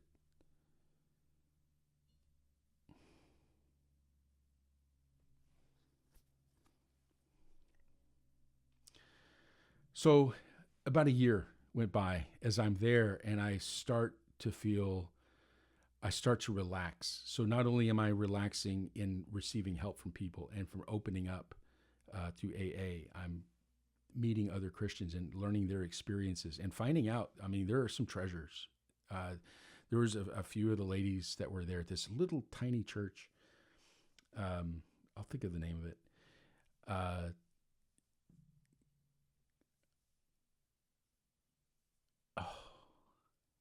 It's right there. Oh, goodness. Okay. That they had such life experiences and they were so loving. I was blessed just to talk to them, and the later years of their life. One actually had to go to an assisted living facility while I got to know her, but I got to meet her before that. And I felt that was very special. And so was that not the body? That was division? That was tearing down the body of Christ? That was? Okay. Cool. Yeah, right. Yeah, so I started back into my general readings now, and I went back. I had read some stuff before I came into the local church life, before I was recruited. I was 18, but I had read some stuff. I remember I had read Paul Tillich's The Shaking of the Foundations, and, existential Christian theologian, and, not Witness Lee, for sure. And I went back and I reread it now in my 50s. That was amazing. And then, reading some other things, and then just realizing, even the realization that we had a liturgy in the local church, just admitting that was a huge eye-opening, because I would have said, no, we are organic in the body of Christ. We share, the Spirit leads us as the Spirit. No, it's a liturgy. And if the Spirit can lead in that liturgy that's not printed, it can lead in the printed one, right? Why not? So as I began going through this, I had an interesting experience. There was a woman at AA, and she was giving her story of what had happened with her. She was not a Christian, not religious at all, grew up outside of all religion, basically.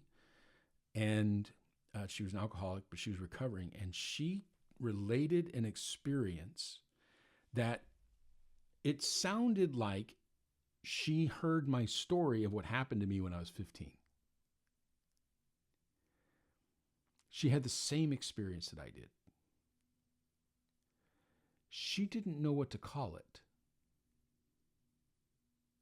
She didn't give it a name. She said it was an amazing experience, and used some superlatives, and it was bigger than herself. But she said, I can't tell you what it was or who it was. I just know I had this experience. And it made me realize that until that Baptist youth pastor put a label on it, that's how I related to my experience. It was a real experience. It was amazing, superlative. It was bigger than me. It felt like it was outside of me. But I couldn't put a label on it until someone else did. And I realized that, how arrogant of me to think I need to tell that young lady what label to use for that. Because the experience she had was not only bigger than her, it was bigger than me. I didn't need to be the one telling her anything. That was my realization. Whatever she had an experience with, that could continue. Why did I have to get involved? And you're probably shouting, but you know the truth and you can lead her into the truth. Okay. But if she actually touched something like I touched when I was 15, it was the truth. What was I going to be doing? At best, I'd be that youth pastor putting a label on it. And you know, he did other things, that youth pastor from the First Baptist Church of San Antonio. Like, I remember we were at we went down to Port Aransas and sat in a beach house, a bunch of the boys. And I remember I was sitting on the patio and I was watching the waves, and it was a little bit cloudy, and I was in a kind of a melancholic moment, right? And I had problems with depression, but I didn't know anything about that. But I was in a melancholic moment. I was not in a bad spot. I was not ideating any harm. I was just soaking in that moment. And I still remember being, with the waves and the smell of the Gulf of Mexico, which is not a great smell, but I could smell it. And hearing the waves and the wind and the sand. There's like bits of sand in the wind. And I'm just kind of sitting there. And he comes over and he tells me that because I'm not smiling, I'm sinning against God. Yeah. So if you're not smiling, you're sinning. God wants us happy. So that's the same guy that put a label on my experience. So he misread what was happening with me in that moment that I was having. It was a very, what's this bubble? Cool. It was a very up moment. He misread it. So why do I think he got the label right? Oh, well, because I'm a Christian, and so that has to be right. Okay, fine. But he was not right the second time. So why would I go and interpose myself on this young woman and tell her what she experienced and define it for her? What's the point? And that just ratcheted me down a whole level where I realized, my entire desire to tell people the truth, maybe it's so I could hear myself saying it's the truth so I can believe it.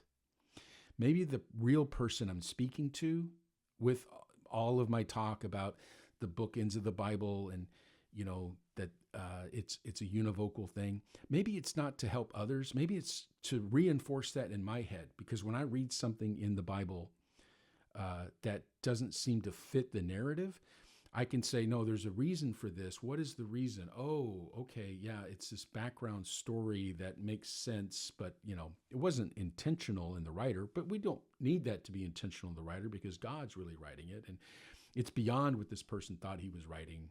It's bigger, right? Who needed to hear that? That was me. I needed to hear that so that I could have this construct in my head held together, which is the purpose of apologetics. And now I realize, I don't need to go tell people that. Recently, someone came up to me and said, an older person, and said that they are now interested in studying the Bible, and asked me how I learned some of this stuff about the Bible, because they know that I have some familiarity with the Bible. And I said, well, I did. I read a lot of the Bible on my own, but it was also in a lot of meetings around the Bible and readings of books about the Bible, over the years. And she said, okay, because I've been going to these Bible studies at churches, and they're actually like social groups, or they're about committees to do these other things, and they're not really like talking about the Bible. And I said, oh, yeah, I'm familiar with that too. That's very common. It's one of the things I liked about the local church. When they had a prayer meeting, it was not a church gossip fest or a political agenda time for the church. It was an actual time to pray. It was a real prayer meeting. The people in the church believed it, that's what they were doing. And I liked that, right? So if you're going to a Bible study, they would study the Bible. It wasn't about having snacks, about getting donations like Robert Tilton's people wanted us to do if I had a Bible study with them. It was all about the donation. Literally, that's another story. But it was actually to read the Bible, study the Bible, right? With Witness Lee's input, of course. But regardless, that was the goal. And so I said to her, I said, you could find people that study the Bible with their bent, with their view on it, because no one reads the Bible the same way. Everyone has a different view of it. It's that kind of a book. Even they will tell you how can I understand without a guide, right? The Ethiopian eunuch, that's used a lot to explain why you need Living Stream, Witness Lee, because you can't understand without someone who leads you, explains it to you. So Witness Lee's here to explain it to you. See, it's in the Bible. So I told this person, I said, you can find someone who will study the Bible with you and give you their point of view, and that might be very helpful. But are you looking to learn about the Bible, or are you looking to know about God? And she said, well, I hadn't really separated those before. Yeah.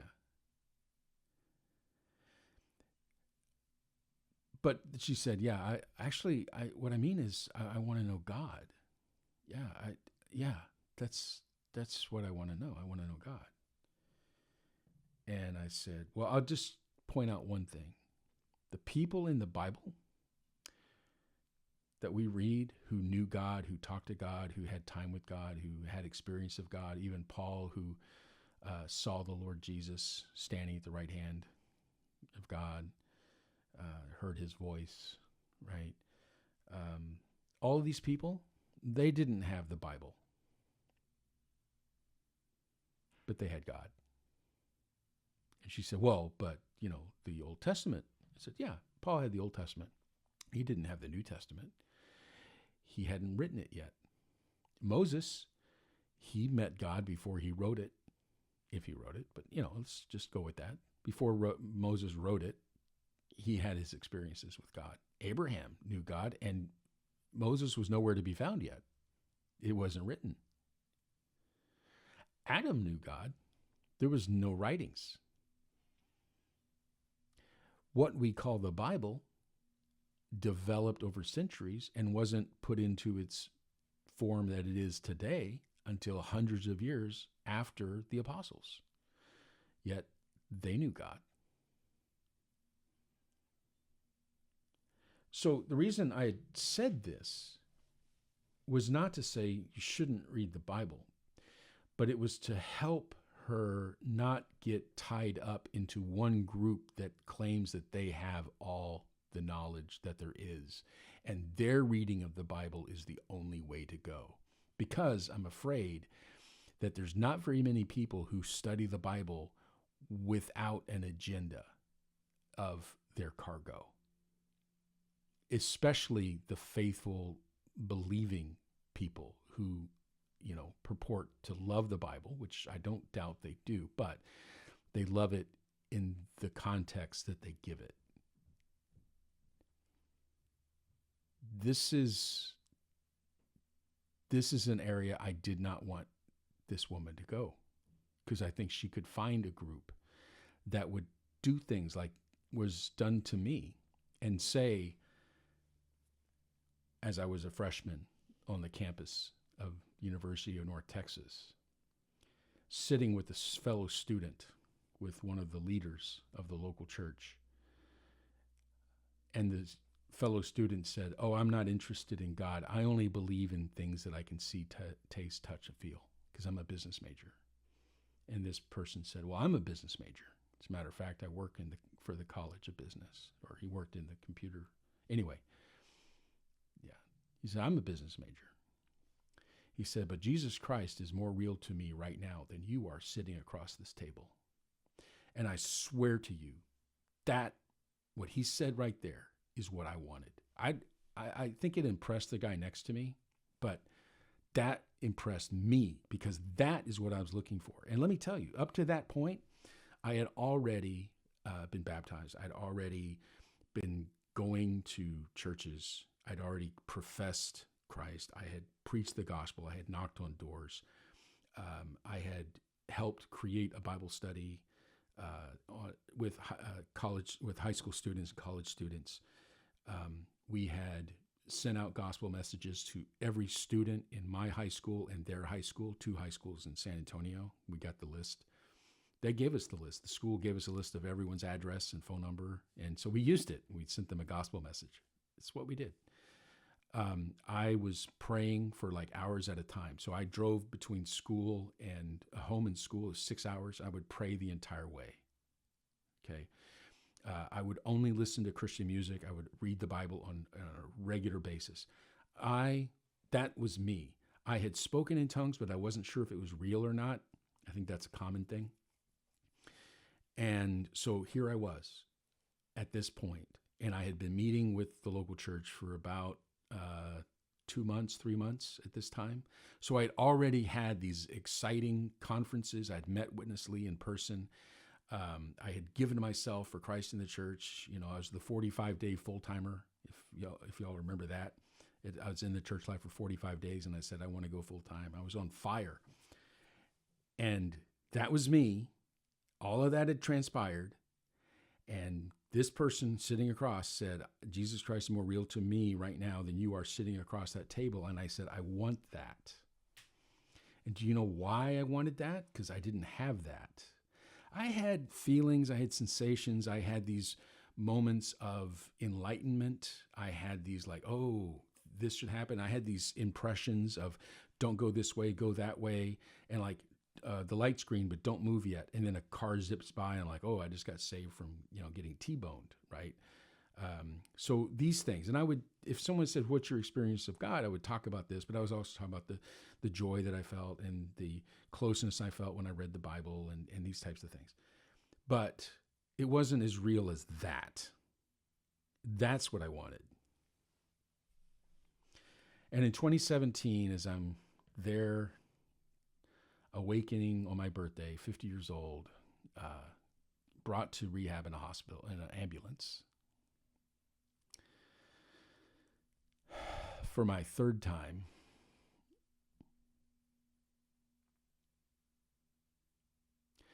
I still hadn't got it.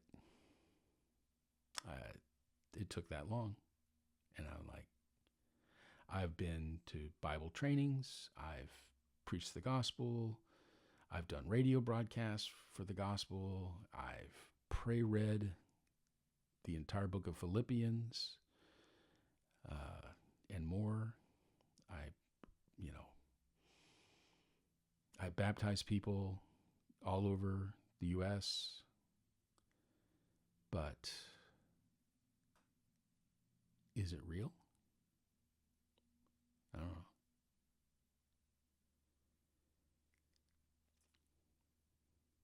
And that's where I was. So, I'm one of those people who I didn't have a bone to pick with the local church. I was not angry. I was not bitter. I did not think I was wronged.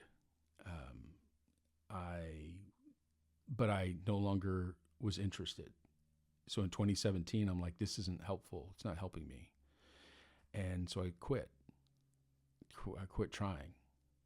And then that was 2017. And it wasn't until, it was even in 2020. In 2020, so I'd been out fully for 3 years.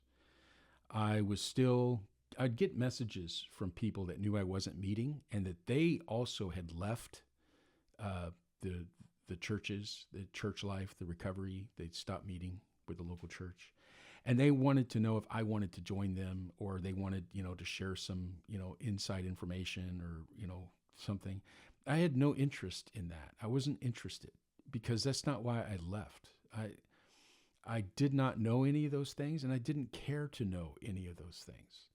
I was just trying to live my life. And I was finally finding peace. I was getting a positive direction in my life. I hadn't had a drink. I was now reestablishing relationships with my kids, which is all important. And I was finding that I had something in life to offer again. And I met my current wife and was able to get married. And she knows nothing of me like this. I mean, I've told her all that. I haven't hidden it, but she never saw me like that, never saw me coming off of a drinking episode, never saw me shouting in a meeting, only saw me after. And she likes me and I like me. But I wasn't interested in like fighting. I didn't want to fight. But I did have a chance to go back to a conference. I remember a conference, there was a meeting, and I went in Seattle area. And I can't remember what year this was, but I was sober and I wasn't meeting. But I was like, I can go to this conference. It's one of the 7 feasts, which the 7 feasts are 7 times a year where Living Stream has a specific event. And you're encouraged to treat it like the Jews in the Bible treated the 7 feasts. They're not optional. You need to go to the feasts. You need to go up to Jerusalem, the place of oneness. So this is their way. They keep the oneness, keep you in line, get you over, stay under the same ministry, get you all together 7 times a year so you don't forget, oh, this is who I'm following, whatever. But I'm like, I can go to this. I've been to so many of these. Why not? So I went, and as I walk into the center, and I saw some people, and there were some people who just wanted to say hello to me and greet me, which was awesome. And then there were some people that were like, oh my gosh, look what the cat brought in. I thought you were dead. I thought you didn't care about the things of God anymore. I thought, just whatever. All these things, and they're trying to make fun, but also putting in the digging, right? And I'm like, wow, you sound so angry. Why? It's like, that's wow. So that was really wild. But I went and I listened to the meeting, and it was one of my favorite speakers, absolutely one of my favorite speakers. And which was Ron. And I'm listening, and he's reading this, and I can't remember the exact details, but at the very end, it got into something about about the church specifically, and the need of, anyway, it got into very, narrow focused into why this was important. And I was like, this is not necessary for me. I don't feel connected. I don't feel like guilty, like, oh, I'm missing out on something. I'm like, everything he talked about in this general sense, I was kind of like, cool. And then this section down here where it's like, you need to be in the local churches, basically. I wish I could go find the outline. I could explain it better, but this was years ago. But the feeling I remember, it was, oh, this doesn't apply to me. I don't need this. This is not necessary. This is not important. It didn't match the rest. The rest was, actually it was pretty awesome, but it didn't match that. So that was it. And I was kind of like, okay, yeah, that's fine. Since that time, after 2020, I did get to meet people that had left. And because I started needing to process some things myself, and I started listening to the stories, I started hearing some of the things that had been mentioned kind of in the side, but I'd always pushed away. They were always kind of hidden or said that's poison. Don't listen to that. Don't believe that accusation. That's out of context. This didn't happen. But then finding out, no, actually it did. It was real. It was true. Like Philip Lee molesting members of the local church, Philip Lee being Witness Lee's son, one of Witness Lee's sons, and that it was no longer this abstract accusation that I had heard kind of in the background and I didn't really want to hear and listen to. It was now coming from someone who was actually molested. And she was telling her story. And I'm like, oh my God, this is real. And then remembering things that didn't look right at the time, like one elder picking up a young student in his car at school, and me watching and seeing what is that? Because we're not supposed to be alone with the woman, and he's driving his car, and there's a girl my age. He's an elder. She's not his wife, and they're getting in the car together. There's no one else there. What was that about? Just, oh, okay. And then some of the other things, and realizing that, when I would try to go talk about my own issues and it was just kind of pushed away, don't talk about it, and kind of hide it and cover it, and,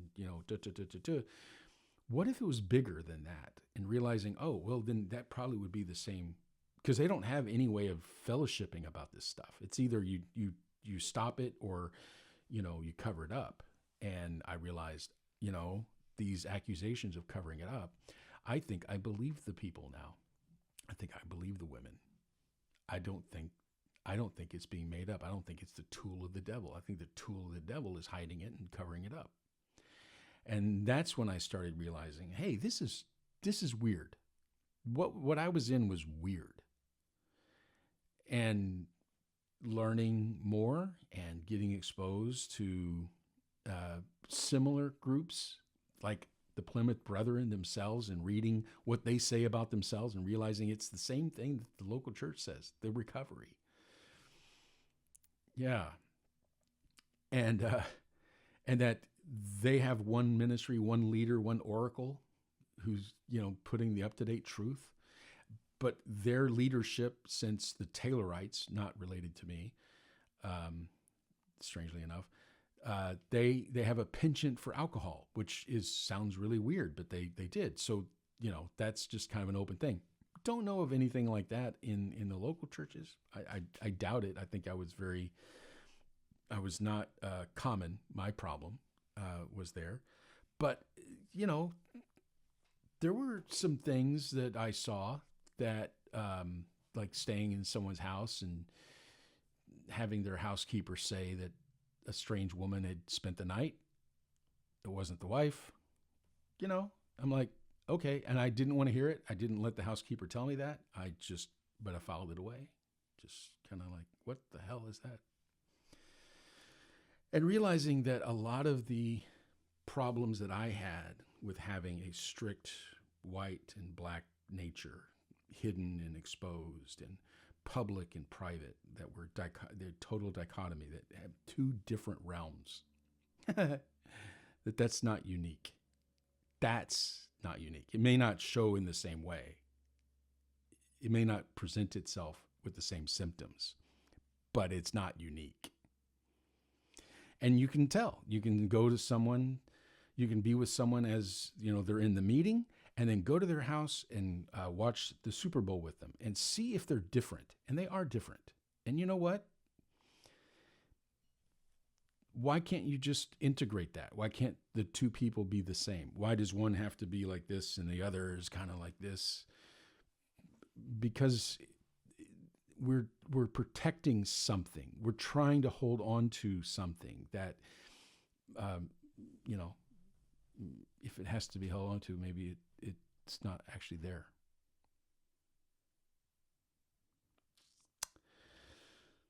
Yeah. So anyway, that's kind of just an overview of my story and where I've come to. Someone asked me if I meet now. Nope, I do not. I do not meet now.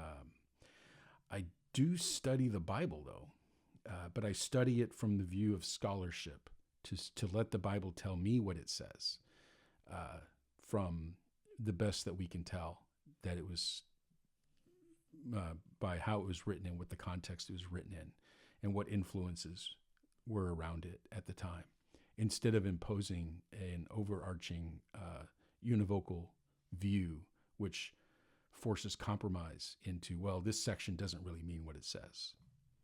And just trying to read it for what it says. And like one example, reading the Gospel of Mark without looking at Matthew, without looking at Luke, just reading the Gospel of Mark, forgetting the other books, and realizing it was written by itself as a complete story, book, message, whatever you want to call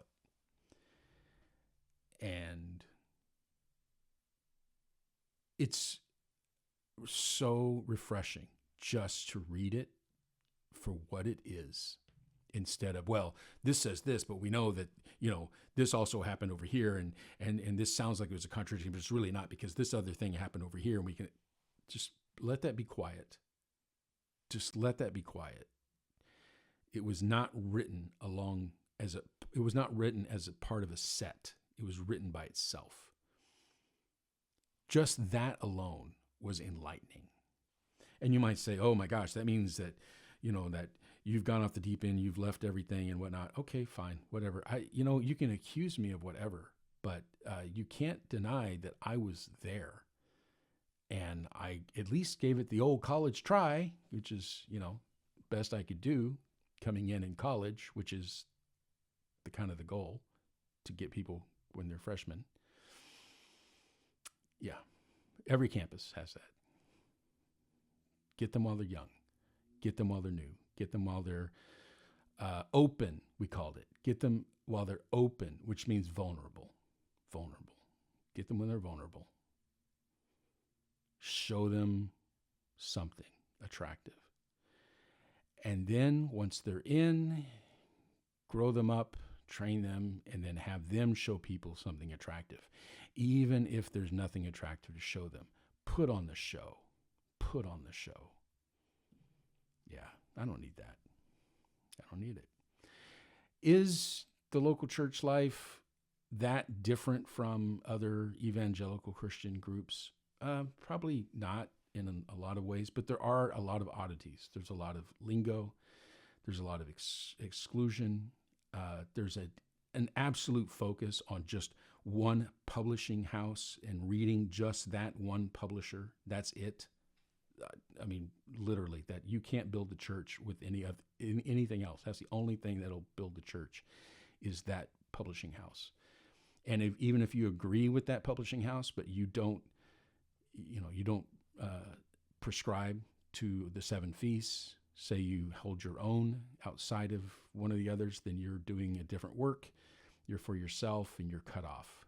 So it's not a matter of sin, of idolatry, but it's, you're not in the oneness, the literal oneness, that is, there is only one. And therefore you're out. So that's different. That's a little bit extreme. But there's, things like purity culture. That's not that unique. It's very strong in the local churches, but it's not unique. Apologetics, believing in the univocality of the Bible, that, there's one overarching message that's being given through multiple writings and writers. That's not unique. That's very much the evangelical position. But the weird part comes with the interpretation is unique. You have to have the Living Stream Ministry point of view of God's economy, which is, I will just say it, it's a misreading of Timothy, talking about God's economy, which is in faith. It's just a flat out misreading of that verse that makes it sound like there's this point of view called God's economy, under which everything has to be positioned. Otherwise, it's not legitimate. Even if it's in the Bible, it doesn't count. This whole thing puts the interpretation over the text, which is what univocality is anyway. But the point is that it's not just that there is this generalized univocality, it's specific to what was revealed through Watchman Nee, and really actually through Witness Lee, because the two don't really have a lot in common. If you read the two ministries, they're not exactly alike. Yeah, there's differences. It's much stronger in the univocal, actually in the single voice with Witness Lee. It's just out in the open. I mean, he goes ahead and says it, that he's the master builder. He's the oracle. He's the the man with the medicine. He knows what goods he has and he's pushing, right? And if you don't take his goods, you won't be a healthy church.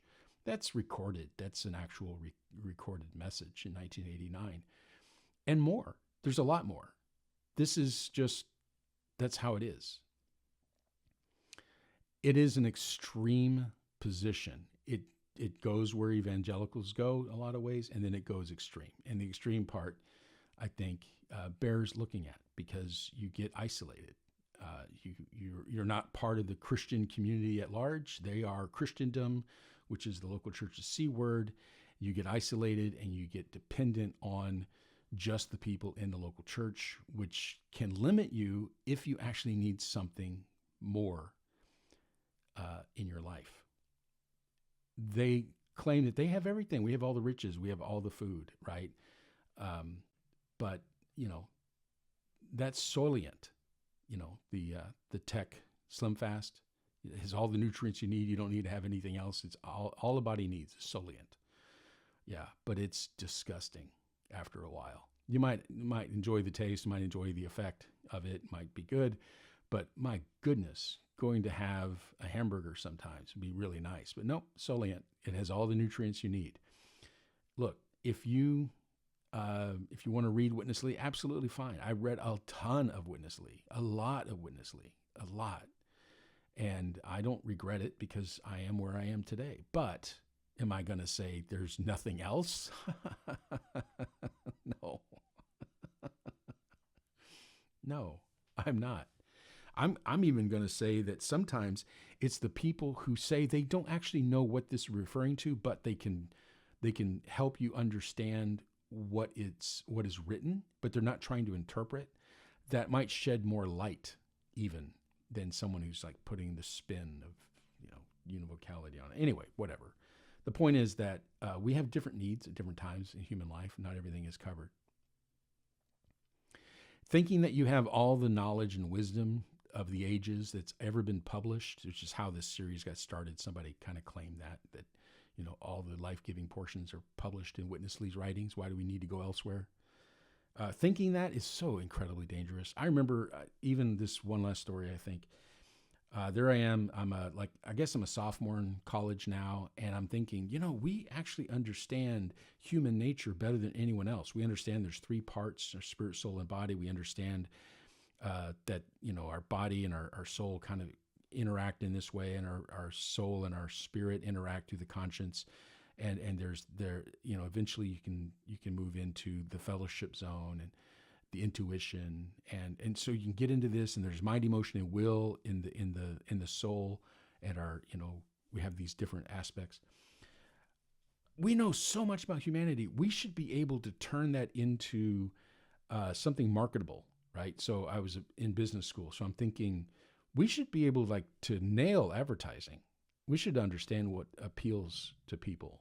And yeah, I mean, if we wanted to focus on using that to make money, we should be fantastic at it, which is such a naive, idiotic thing, because the people who understand human nature are the ones that are doing the advertising right now. I mean, that's what they're doing. Just because you say, I read the Bible and this is my interpretation of the Bible, therefore the Bible has all the knowledge and I understand the Bible, therefore I understand all about humanity. That's Dunning-Kruger. You go ahead, do your business, try to build something based upon the three parts of man and business and make it successful.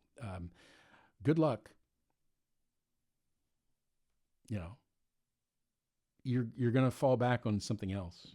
You're going to fall back on something else. You're going to have to go outside. It's not going to be everything you need to do business. If it's not everything you need to do business, how is it everything you need to live life? It is an absolutely ridiculous presupposition. And I don't have to explain it to anybody else except people like me that were into it in the Lord's recovery. Yeah. So remember what I said. I was preaching the gospel for my own benefit back then. I'm now saying these things for my own benefit today.